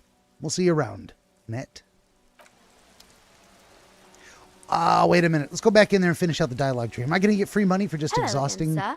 Free money. Free XP for just exhausting all the dialogue trees. Let's ask, what is this crime business? Crime fiction is about murders or burglaries or things like that, and the work of a policeman or a private detective who's trying to solve a crime and catch the criminals. Okay, I get it. Crime, murder, gets the people going. And it's kind of like a puzzle too. You can guess who the criminal is or how the good guys are going to catch him. Well, I am a policeman myself, by the way. You don't look much like a policeman. She examines you as if to find something policeman-like. Well, what does a cop look like then? Didn't mean to offend, sir. Sorry, sir. It's just that you don't look like Dick Mullen. She points to a book cover on which you see a strapping Vespertine officer. He stands grimly over the body of a dead woman. Oh, we got so many options here. I used to be like that. Then I decided to live a little. Or, nobody actually looks like that guy in the picture. That's just a stupid fantasy of a man. Or, it's not your body that's important in police work. It's your, point to your head. Wow, look at that guy. I'll never be as good as Mullen is another thing I could say. Let's say, police work's about what's going on inside your head. Head? Yes. No, it's your soul. Your blue soul. Says my authority. Interesting. No, your resilience. Says my pain threshold. C. I can choose soul or grit. You know, what do I choose? Sometimes you got to have something in your soul. You got to have a desire to actually engage with something, or if it doesn't inspire you, doesn't grab your attention, it's hard to do that. But sometimes you got to do things because they got to get done, and that's grit. It doesn't matter if it's boring. Doesn't matter if you want to. Doesn't matter if you're inspired. I'm gonna go with grit. I think that makes a hell of a lot of difference. That's a bit childish. Oh, is it? I didn't read it out loud, so I said, grit, a total disregard for personal safety. You gotta take the pain. This Mullen guy looks like he'd run to his mom. Ain't got no balls. And Annette, of course, says, that's a bit childish. And I could say, he's a dick with no balls. Bam! Mullen's no real deal. He's got nothing on me. Or I could say, no, it's too much. I don't want to say that to a little girl. Yes, I don't want to say that to a little girl. Say what, sir? I said that out loud, apparently. Nothing. Forget it. Never mind. I'm not impressed with this Mullen guy either way. You don't have to be, sir. He's just a fictional character. He's no match for you. Oh, what a nice thing to say. And I got some XP. Just for running out that dialogue tree. Maybe you can show me some real police work, sir. Like in the books. Well, let's talk about this romance business. What's up with that? It's the type of book where there's a rich lady and she has to choose between the good man and the bad man. She smiles at the thought, perhaps imagining herself in that situation. Or there could be a story about a poor lady getting a rich man. It's about man and lady business, sir. Really? What about when both of the men are bad? These are not very common.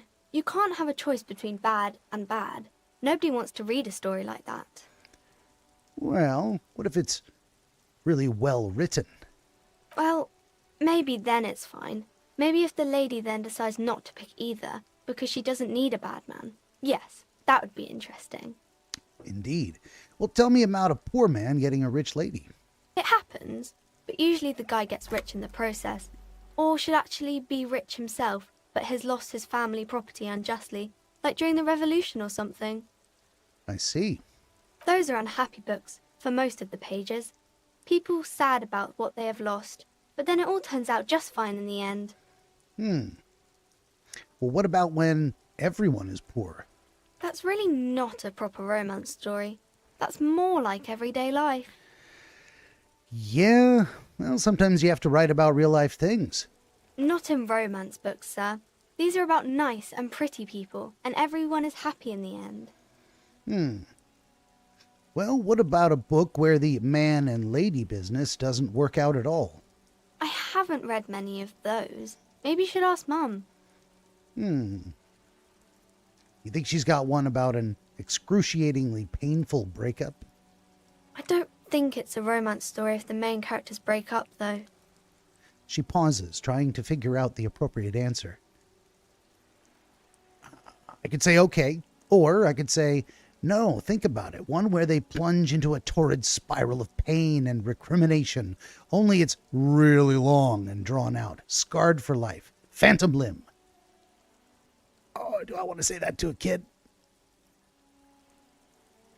I don't know, she's... I'm going to say it. Let's go. No, I don't know. She looks at you with puzzlement. You can take this. Blossom like a pain flower. Yeah, and it drags on for years and years with no resolution in sight. Why am I saying this to this girl? This was a bad idea. The girl is at a loss for words. Each of you filling with resentment and bitterness for having ruined each other's lives. She shifts and sways on her feet, looking confused and uncomfortable. Each of you tearing at the other's innards, leaving a gaping emptiness, a vacuum heart that still hurts ceaselessly. I'm sorry, sir. Wow. I don't know how to help you. Why did I say any of that? That was a bad idea. I lost a morale point. I went down a dark road in my head. Let's see. I don't need any help. I need a real book that tells how it is, not this drivel. Or Why can't you help me? Beyond help, right? Oh boy, I got locked into this whole terrible conversation. I should have just left it alone. Sir, sorry, sir. I'm still little. I can't. Kim, you should step in and save me. This is not a productive conversation. It's time to leave it be.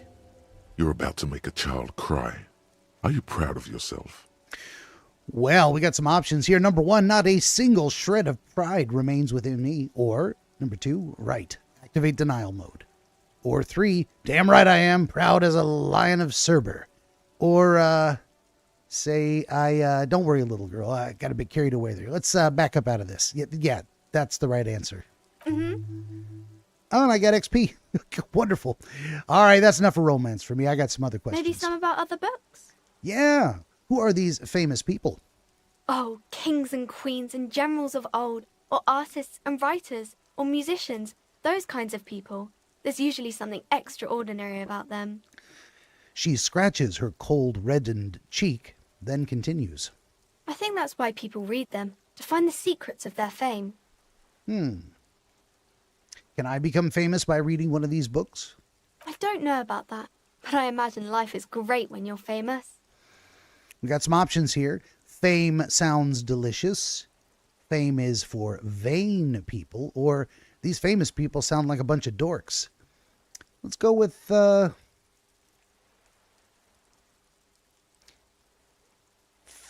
I've already gone down a dark road, so I shouldn't contradict her and say, no, don't imagine life is great. Fame is for vain people. Let's say it sounds delicious. Maybe someone will write a book about me one day. Why would they do that, sir? I'll be a superstar cop in the papers and everything. That'll show them. That's so cool. Maybe they'll make you a book cover picture and everything. Standing over a dead body, holding a gun. How about you can stop calling me sir? I am but a working man. No, sir, I can't. It would be too tiring to refrain from it. It's already tiring enough to remember to say it all the time. It's nice of you to say I could stop, though. Let's be humorous and say, I get you. I, for example, can't stop making this face and point at my face. That's a friendly enough face, most of the time. Oh, well, very kind of you to say, miss. Let's see here. Composure. At a challenging level of a 12, it says, okay, I'm going to deduce something now.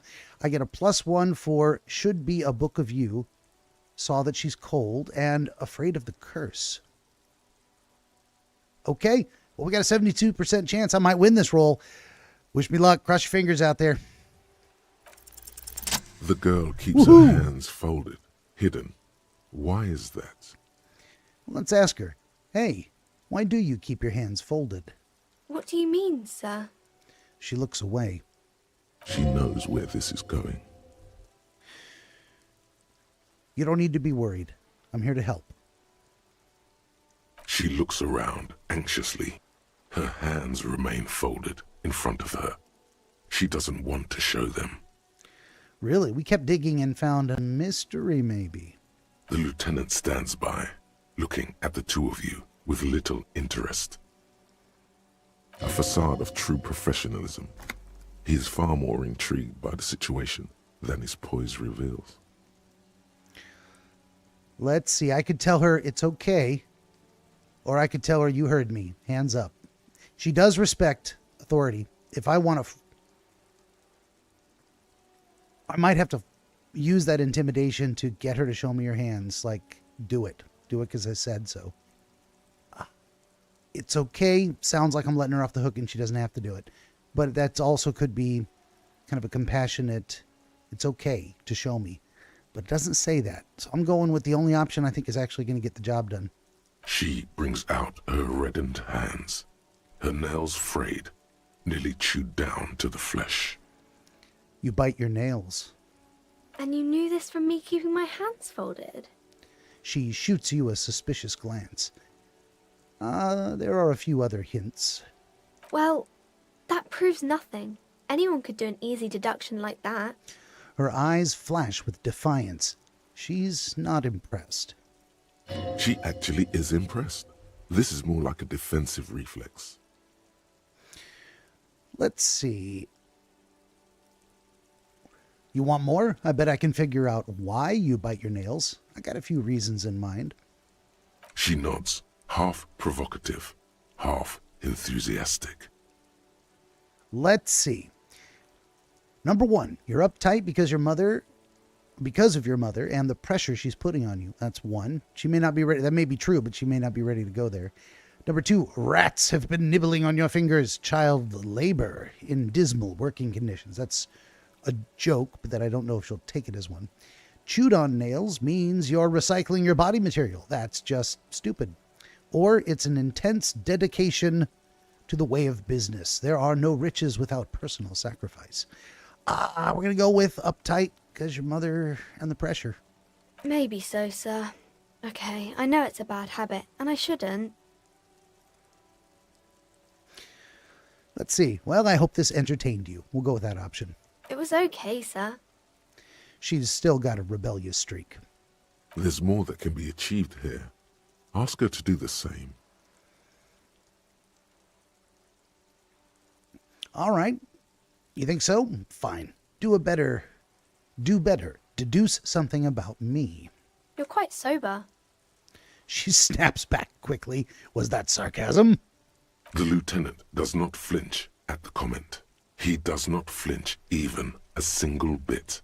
He is intensely not flinching. It takes effort.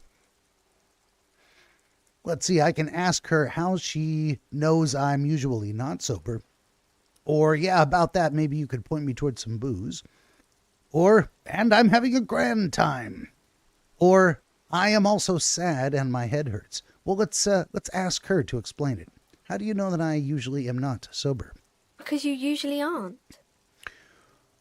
Yeah, okay. Well, how does she know that? Let's see. And I'm having a grand time. I sure hope you are, sir. She rubs her red nose.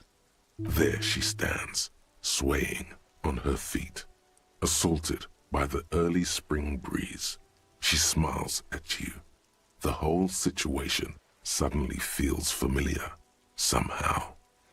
Just talking to her, we've opened up some dialogue tree options. This even the 60% chance never works out for me.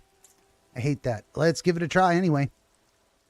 What are you missing here? Why does this feel familiar? Because you know each other. She's been talking to you so openly because you've talked before. Oh my goodness. Hang on, so you know me? We've met before? Yes, I stand in this spot all the time. She sways back and forth on her feet. You've been running around all week without your shirt on, sir. Telling people about being a star or something. Oh, God. I don't really understand who those stars are. Did I ever talk to you? Of course, you've stopped by a few times. You certainly look better than the last time I saw you. What do you mean better? I look like shit. Yeah, but you don't have party eyes anymore. Party eyes? Party eyes. Yes, of course. That makes sense. Oh my goodness. I'm not surprised children have seen you running around with party eyes on, he thinks. Not at all. All right, tell me. Party eyes? You know, like a cat in the dark, all big and wide-eyed. It certainly looks odd on a man. Big and wide-eyed. A wide-eyed stare like a crazy person. I wonder what kind of drugs I was on. The swiveling eyes of a loony drug addict. That is what she meant. You were probably gurning too. Fuck yeah. You should get some party eyes right now. Snap those sequins on you, boy. Does that mean I've been partaking in narcotics? Oh, baby, that's not what you have to worry about. Worry about the important thing.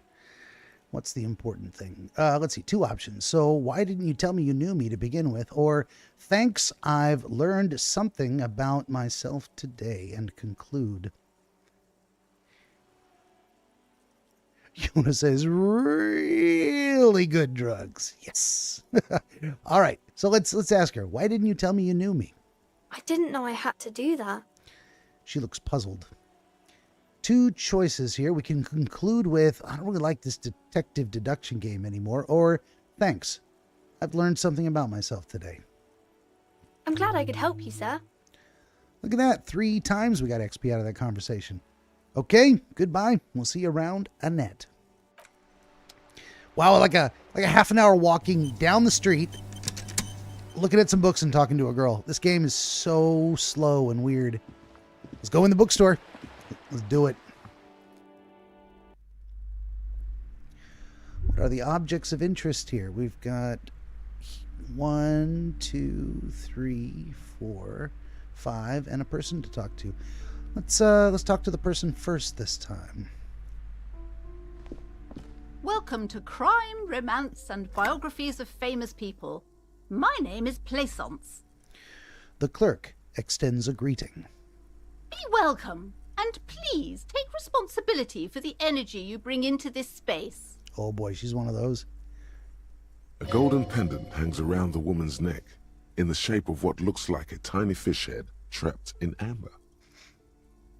Okay, we got some choices here. Before we go on, you seem to be well off enough. Can you give me some money? I feel like there won't be an opportune moment to ask later. Nope, we're not begging anybody for money. A curious pendant you're wearing. Narrow your eyes and stare mysteriously. Or, so, you are the owner of this store, huh? Or, no thanks, and leave. Let's ask about her pendant. Oh yes, helps to have an anchor in these times. She clutches the pendant and narrows her eyes as well. Okay, so you are the owner of this store? I am. The proudest owner of our little shop of culture. Her voice is high-pitched, as if to give it more penetration. She has fine-tuned her voice to find the most welcoming approach for attracting new customers. It doesn't work. It sure doesn't work. That's got an annoying voice. Let's see. What if I want to buy a book? Then why are you talking to me? Everything is on the shelves to browse. Don't you feel compelled to buy anything? See those shelves there? Go. Be drawn. So what types of books do you have? Everything is on the shelves. Take a look yourself. The shelves compel you, don't they? Interesting. She's trying to cast a spell on me. All right, I'll take a look then. She smiles and nods, seemingly relieved. Your daughter is the one standing outside the store, right? Annette, yes, my daughter. I hope she wasn't slacking off again with her nose in science fiction. Tell me, was she at her post, doing her job like a proper girl? Let's see. I can say yes, because of course she was. I could say no and maliciously throw her under the bus. Or I can say it doesn't matter. Now tell me something else. Let's say yes, of course. Wonderful. Did you talk to her? Yes. Great. On a scale of 1 to 10, how compelled were you to buy books after talking with her? Her opinion of her daughter depends on how well she lured you into the store.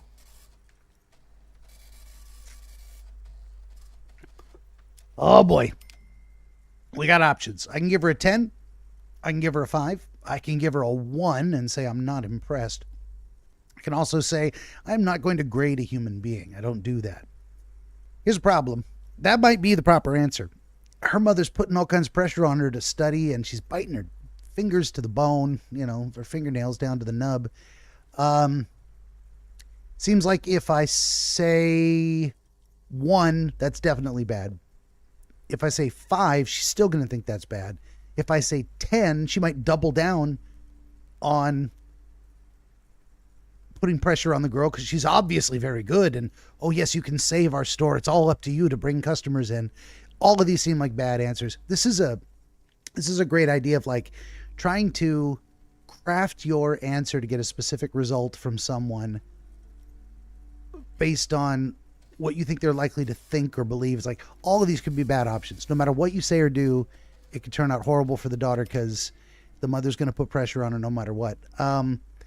Sometimes you just say, the only way to win is not to play the game. I'm not going to grade another human being. But that isn't even guaranteed to get the result. And it might just put this gal's hackles up and have her be less likely to be forthcoming with information. You never know. You never know what's going to happen. So, unfortunately, I'm going to go with the answer that is also honest. I'm going to give her a 10 out of 10. Hey, because I do rate people. Not just, we think of doing it in terms of appearance, but I'll rate people on a scale of how helpful was their information. For her, how likely was it that I was going to come inside the store based on the daughter? When I give her a good review, hey, 10 out of 10. Wait, save it first, she says. I can't save. I literally can't save. I have to answer this question. There's nothing I can do. White horse, don't ride the white horse. I'm listening, Yona. I see you. I see you there. Talk to me. What's on your mind? You hear me theorizing.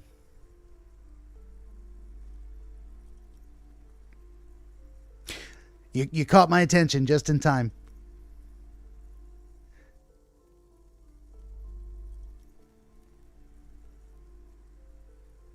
I think if I recall correctly, you said you may have played this before, so Yona recommends, I would say I don't rate people. Fair enough. Because it may disarm the mother. Fair enough. Fair enough. Yeah, there is no way to exit this conversation. I'm locked in. I make a choice or I don't.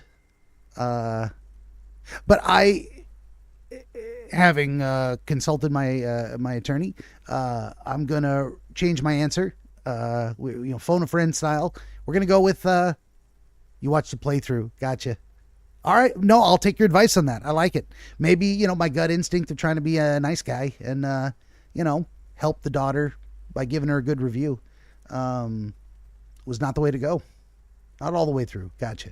All right, let's go. I am not going to rate a human being. I don't do that. Come now. It's not personal. It's about proper sales practices and market research. We're fucked. I expect an answer. She crosses her arms, and she does expect an answer. We are locked in. We got to say 10 out of 10, 5 out of 10, or 1 out of 10. Not impressed at all. We got any feedback here from the peanut gallery? I don't know what to do. Now what do we do? Do I default to my second gut instinct choice? All right, let's give her a 10. Fine. Done. My precious, her dedication brings joy to my heart. If you have children, I hope they turn out as great as my Annette. Okay, well, here we go. Let's see. The way you're handling her strikes me as wrong. I can say Annette is quite the trooper. She's a great value add. Number 3, I'm here to dismantle the free market and abolish child labor. Or, I get she's a trooper, all right. She looks like she can take it, but it's actually wearing her down. She's been biting her nails. I'm gonna confront her with the fact that, lady, you're putting too much stress on her. Let's just tell it like it is. God. I've told her not to do that. It's such a disgusting habit. She'll get over it. Anxiety is a part of life. Really? She's just going to shine it on. A part of hers, too, clearly.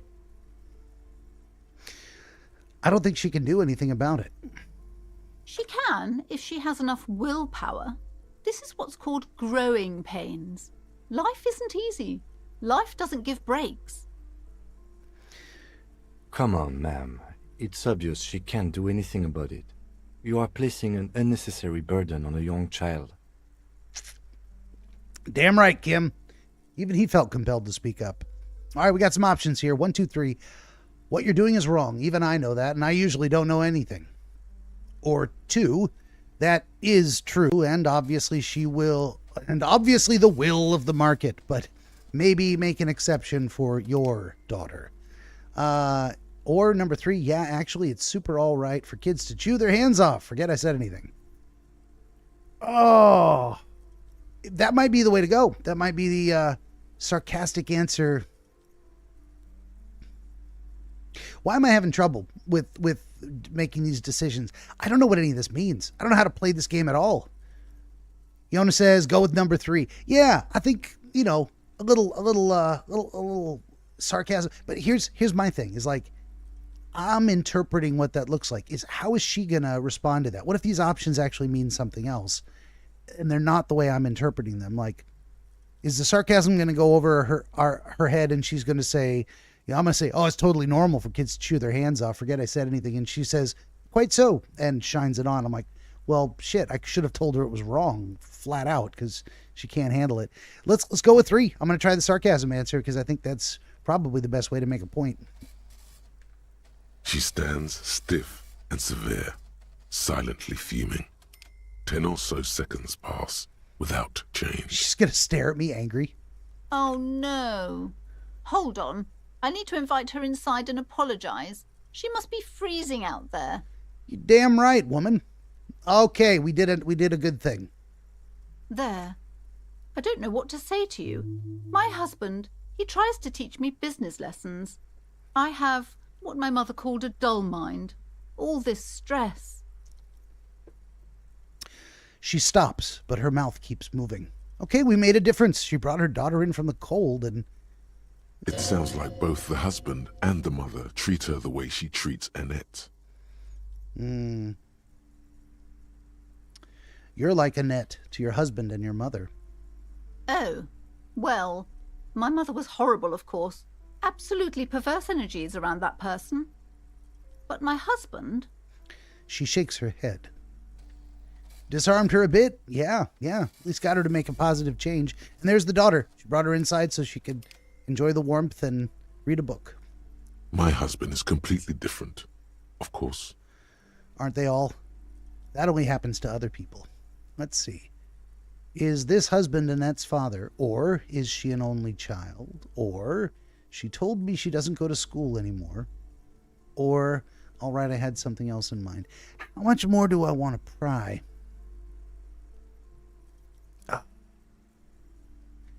Let's ask about Annette's father. Yes, my husband is a successful entrepreneur east of the river. If only he were more involved in the business we're running up here. No matter. Soon we'll both be off for Grand Couronne. Wait, Grand Couronne? What's that? It's a proper place to live. One of the most peaceful neighbourhoods east of Jamrock. You may know it for its massive housing projects. That is always a sign of a peaceful neighborhood. Most of the buildings are empty at the moment. It's a great opportunity to get ahead of the crowds. Better times ahead for sure. I would rather live in the bookstore than in massive housing projects. Boy. All right, let's ask her, and your husband. He's also involved with the bookstore? He made the initial investment. Since then, he's been what you might call a silent partner. Well, how about Annette? Is she an only child? Yes, I'm afraid so. A real treat she is. It would be nice if she had... No, we couldn't have afforded more children, really. Not in this economy. Of course, yes. This economy. Exactly. Oh boy, do I throw her under the bus and say, she told me she doesn't go to school anymore. Mother said she's supposed to do both. So am I ratting out the little girl? I mean, I've already meddled this far. Let's go all in. She's been too busy helping me here. So she studied at home this trimester. This is a temporary solution, of course. Plaisance nods. A temporary solution. I assure you, I of all people understand the importance of education. She will be back in school the moment the store takes off. Really? And if the store never takes off? All right, lady. I had something else in mind. Let's wrap it up. The woman looks aloof, her features much softer. Occasionally she glances at her daughter's silhouette. Okay, then. Farewell for now, book peddler. And we got a store to inspect. Let's start over here.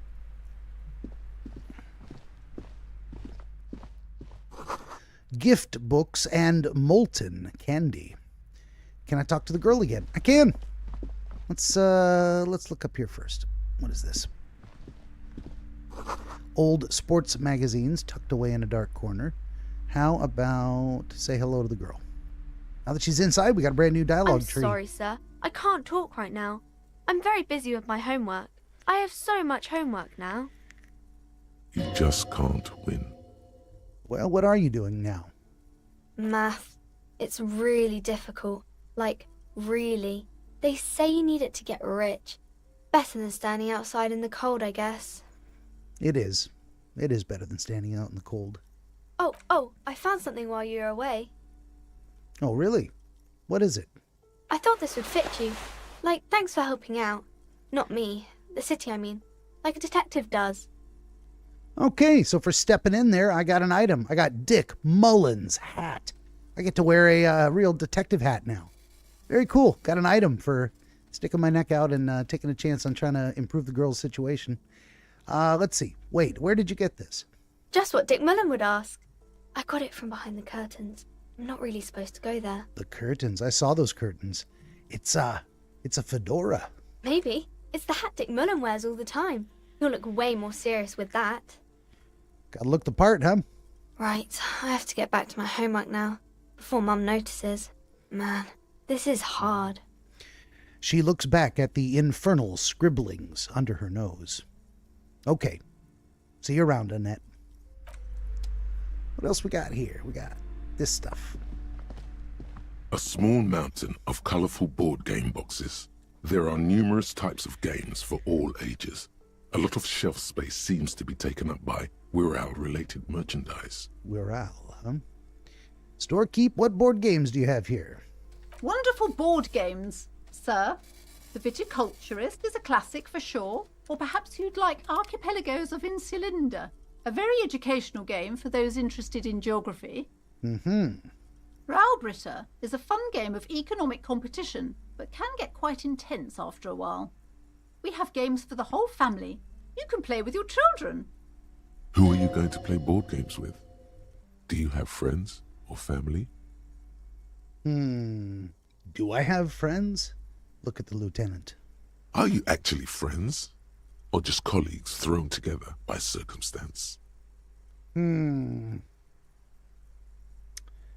don't feel as if I have any kids. Friends are technically like family. She fiddles with her pendant, thinking. For playing with friends, I'd recommend Suzerainty. It's a civilization building game where you build a civilization, then set off to brutally colonize and repress other civilizations. It'll cost 12 real. Well, certainly don't have 12 real. All right, how about these Wirral things? What are they? Lousy auras there. No, role-playing games are popular among those types. You know, who are into those kind of things. Personally, I don't like it. Not at all. Those kind of things. Could she be any more vague? I've heard they turn people into occult enthusiasts. That they have rituals where they try to summon entities. Highly immoral stuff. You can still buy them, though. She looks at the table, crossing her arms. Well, let's look through the pile of Wirral-related items. An endless variety of source books, lore books, and codices litter the table. The topmost book is titled Welkin Compendium, 2nd edition. 2nd edition? There's also a large hardbound tome with intricate cover art, The Hunters of Katawak, Boreal Creature Compendium, and a Pick-Your-Path adventure gamebook titled Tales of Wirral, Cavern of Velkrag. I can ask myself if there is anything that really catches my eye. There's a box that says Wirral, 3rd edition Mega Setting Supplements Module. The side panel notes, a fantastique adventure board game, new maps and miniatures. A sticker on it displays 25 real. Which I also do not have. Nonsense for anemic Beano-clods. All right, well, now we have items we could buy. Let's leave. All right, what's back here? Excuse me. The book collections. The book collects the national recipes of something. It happened too fast. Okay. Well, there's more things upstairs. and we're going to go there, but I want to look behind this curtain. She's going to stop me. She's going to say, please don't go there. You see a set of tattered curtains blocking the way to another room. A strange cage-like trinket dangles from the curtains. Excuse me, officer. The back room is strictly for employees only. All right, well, what is behind the curtains? Nothing. Now please go back to browsing the books. Don't you feel compelled to look at the books? The books are all you care about. Really? Quite insistent. Oddly enough, the more she tries to draw you away from the curtains, the more alluring they become. Let's examine the strange cage-like trinket. You see some kind of charm, an irregular polyhedron assembled from bones, sticks, and straw. Inside, a disturbing fish head with empty eye sockets stares at Jesus. That is terrible. Aside from poking at it suspiciously, there is nothing else to do with the fish head charm at this time. The curtains remain shut before you. All right, I'm going for it. I'm pulling open the curtains. Just as you're about to pull apart the curtains, the petrified voice of the shop owner cries out once more. Sir, don't touch that. I told you it's off limits for the customers. Her hand has closed around her pendant, her fingers nervously playing with the talisman. Parapsychologically speaking, we're done if you decide to open them. I won't be held responsible for the consequences. It's too dangerous. Parapsychologically. She looks away, mumbling. Why is everyone always messing with the curtains? Why can't they just buy books like normal people? Let's see. Is this about the curse? Is that why you're afraid? No, it's just a storeroom for the employees, I told you. Now please step away from the curtains. She's almost begging you. I could tell her, ma'am, this is different. I'm a police officer. I need to get in there. Or, I sense this place calling for me. I must investigate beyond the threshold. Or, I don't care. You can't stop me. I'm going to open them anyway. Let's go with the supernatural angle. She seems to feel, she feels like vibes and stuff. You do? My God, even more reasons not to mess with the curtains. Just step away, dear sir. All right, let's go with the police officer angle. Why? It's not like anyone was killed there. She stops abruptly as her hand flies over her mouth, baffled by her own bluntness. I'm sorry, I don't mean to be so impolite. Just please don't go there. I can't allow that. You'll only make things worse and unleash the powers. The powers. The curtains do seem frail suddenly, not robust enough to contain a slippery darkness. Oh boy. Am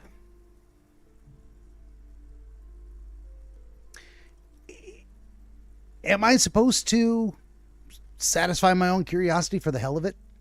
I mean, there's got to be some things you can do in this game that are poor choices. It can't all be just explore every dialogue tree. And yet, I do not want to walk away. Unless it's smarter to walk away and come back later when she's distracted or looking the other way, or in the dark of night when she is not here. But I am also impatient to some degree, and if I walk away from this, I'm probably never going to remember to come back, so I think I'm throwing open the curtains. I don't care. You can't stop me. I'll open them and continue. Let's do it. Let's do it. Here we go. No! Please just talk to me, officer. Come here and let's talk this through before you decide to do anything extreme. Really? She going to tell me a little bit more? Lies. Rip them open, we say. There is something mysterious about the curtains. Be careful. Checking in with my own inland empire. The curtains, tattered with age and covered in dust, hang before you, as if taunting you. Oh boy. Well, both of those were successful. Of course, this one says it's an impulse. I really want to open them, and I do. This other one says there is something mysterious. You might learn something you don't want to know. Rip them open this time for real. Let's do it. Let's do it. Let's do it. You see a dimly lit room full of dusty furniture and trash. A doorway stands in the back, covered in dozens of scary little cage-like trinkets, your shadow looming over it like an omen. I warned you. You're unleashing forces beyond your understanding. Well, let's go in. Oh, shit. Unleashing forces. Ghostly silhouettes of hair dryers. And a vaguely androgynous portrait of a man. Well, let's look at what thoughts these inspire. Merely looking at that unmanly haircut threatens your masculinity. And no sane person would ever put their head in such a machine. Oh, also, I want to put this hat on. Clothes. There it is. We got a hat, and the hat gives me +1 Encyclopedia. Look at that. Look at that stylish fedora. Beautiful. Got some book smarts now. All right, let's check out this door. A heavy door with a missing handle stands before you, covered in dozens, if not hundreds, of little oddly shaped trinkets and charms. It appears to be locked. What if you just break it down? Well, I could maybe try to break the door down, but that's bad odds. Maybe I should break it down, but not before I strategize. That's right. Take in your surroundings. You need to have a solid ground and a proper posture if you want to succeed. First, check the posture. Steady breathing. Solid core. You've got this. With one shoulder forward, you're ready to smash into the door like a battering ram. Okay, how about my surroundings? The room is dimly lit and littered with old barbershop rubbish. But the path to the door is clear. All right, and what about that door? It's made of a solid block of wood, but it has stood there for ages. The hinges are old and coated with a carmine layer of rust.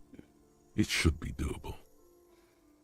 And, well, preparation phase gave me a little bit better odds, but I've never won a check at 58%, not once. Let's knock on the door. Only an echo. No one is there. All right. We're going to try and break it down. It's going to fail, but we're going to try. Let's go. Let's go. Holy shit. I think it worked. It did not work. I just hurt myself.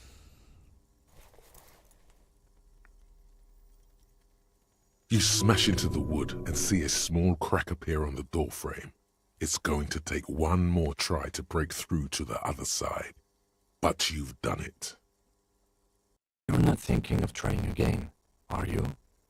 The lieutenant stares at you as you stand there, silent and brooding. Let's see. You're not going to do it again. Maybe I am. Maybe I am.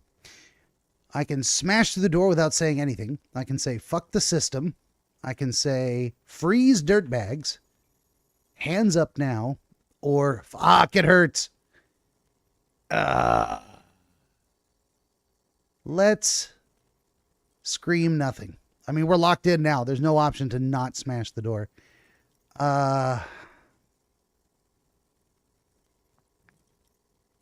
Smash it again. Wordless.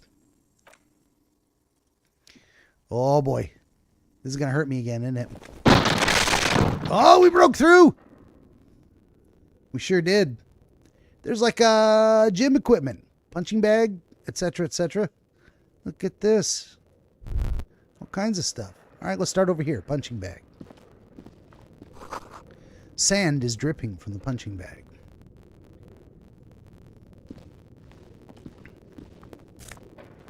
I can take a shot put ball. It says it's got a price of 13.77 real. Okay. I gained an item. I suppose I can sell. This is the... Oh, I guess I could sell the kerchief, too. I'm not selling any of these things yet. Alright, what's on the wall here? The poster says, Sitius Fortis. The rest is worn off. What's over here? Looks like a climbing ladder, stretching rack. Well, worn out well bars. They look unsafe. Yeah, for sure. How about this thing? Oh, I'm not going to try to lift lies that. on the floor. The color has worn off its weight plates. It's 60 kilograms. Your triceps hum at the sight of these weights. Show the world what kind of beast it's dealing with. Lift them. Oh, really? There are no collars on the barbell. This is a safety hazard. Well, of course it is. Why does it feel so familiar? Let's see. Oh, low chance of success. We're not going to try and lift it up. Is this familiar because I'm a weightlifter? No, it's not that. It's the stale smell of rubber, the squeaky sound of sneakers, your bruised knee against the mat, and a whistle. Then the feeling is gone. Maybe he used to be a wrestler in high school or college? A memory from another life, when you were young and fit. Let's see. Look, Kim, it's a trap. There are no collars on the barbell. You're right. The weight may fall off. Better not touch it then.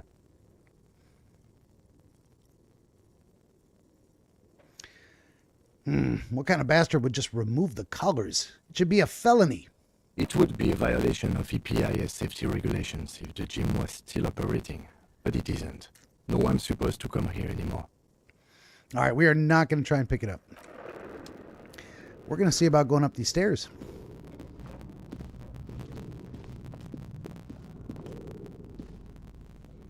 Getting access to a whole nother place here. The hallway is blocked by old window panes and debris.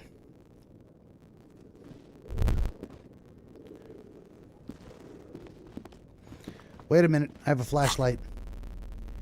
I got a flashlight.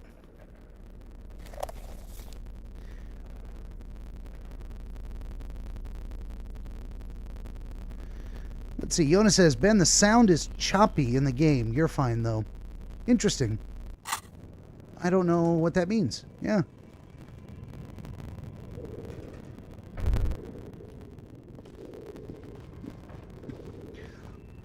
Shit. We got a spooky place here. A large demijohn full of strange liquid. Wild animals stare at you in the dark, stuffed and mounted.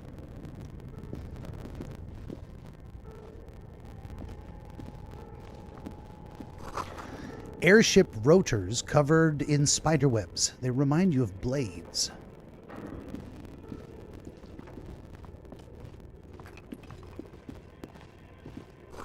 A naked mannequin torso. A strange yellow color.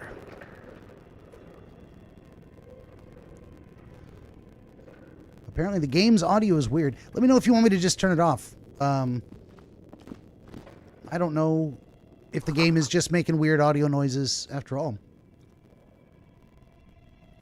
See, blue velvet, soft to the touch, moth bitten. Tell me what happens if it starts talking again. Let me know if that's an issue. Steel rotor blades bearing a Slipstream logo. I can take a production schedule filament memory, whatever that means. Worth 50 real? Look at that. Jesus. Item gained. Skis with Slipstream printed on the laminated top layer. Anything else in here? I like it. The flashlight follows your mouse.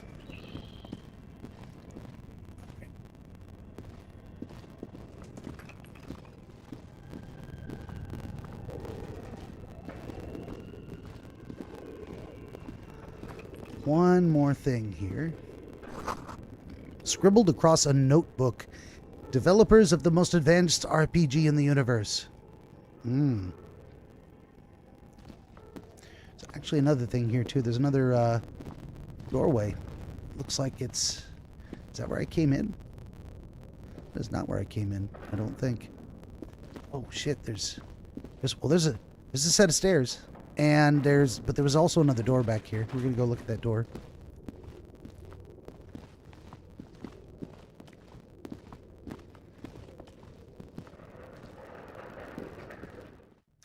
Shit. That took us somewhere here. What is this? We found money. Look at all this loot for just being a little nosy.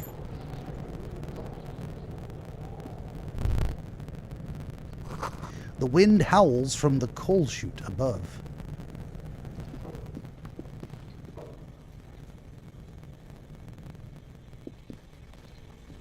What is this? You see a terrifying ice bear with a strange compartment in its belly. The door is covered in frost, and the bear's eyes are glowing red. I'm going to pause there for just a minute. Did you, Yona, did you hear that sound come through properly, or was it all messed up?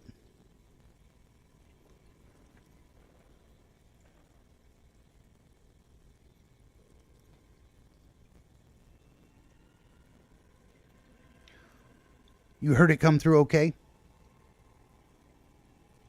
It was messed up. Well,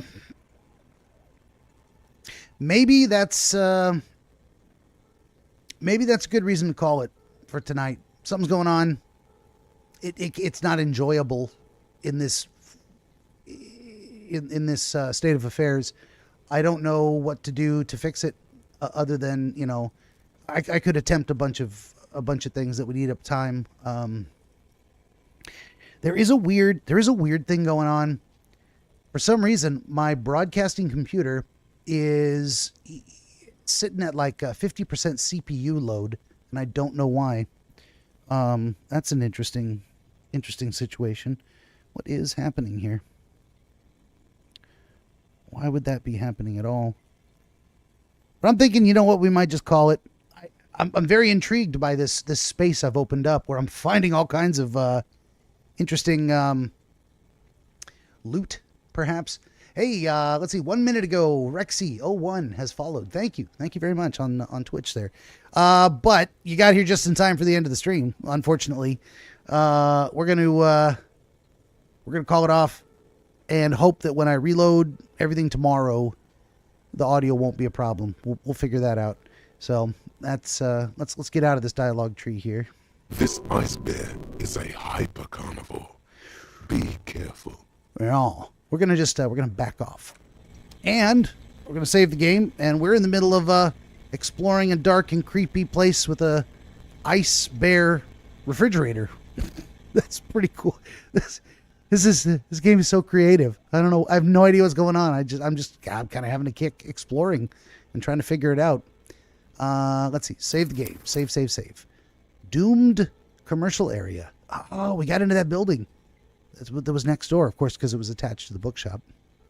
All right. Hard save. And awesome place to stop. Yeah, leave a little mystery back into the dark and dusty corridors of the abandoned building. That's going to do it for us on this adventure into Disco Elysium 2019 Part 3, DreamWizard Plays episode 393. We're going to pick it up here tomorrow, Thursday tomorrow is Thursday, right? Yeah. Today's Wednesday. Jesus. I don't even know sometimes. What day is it? Who knows?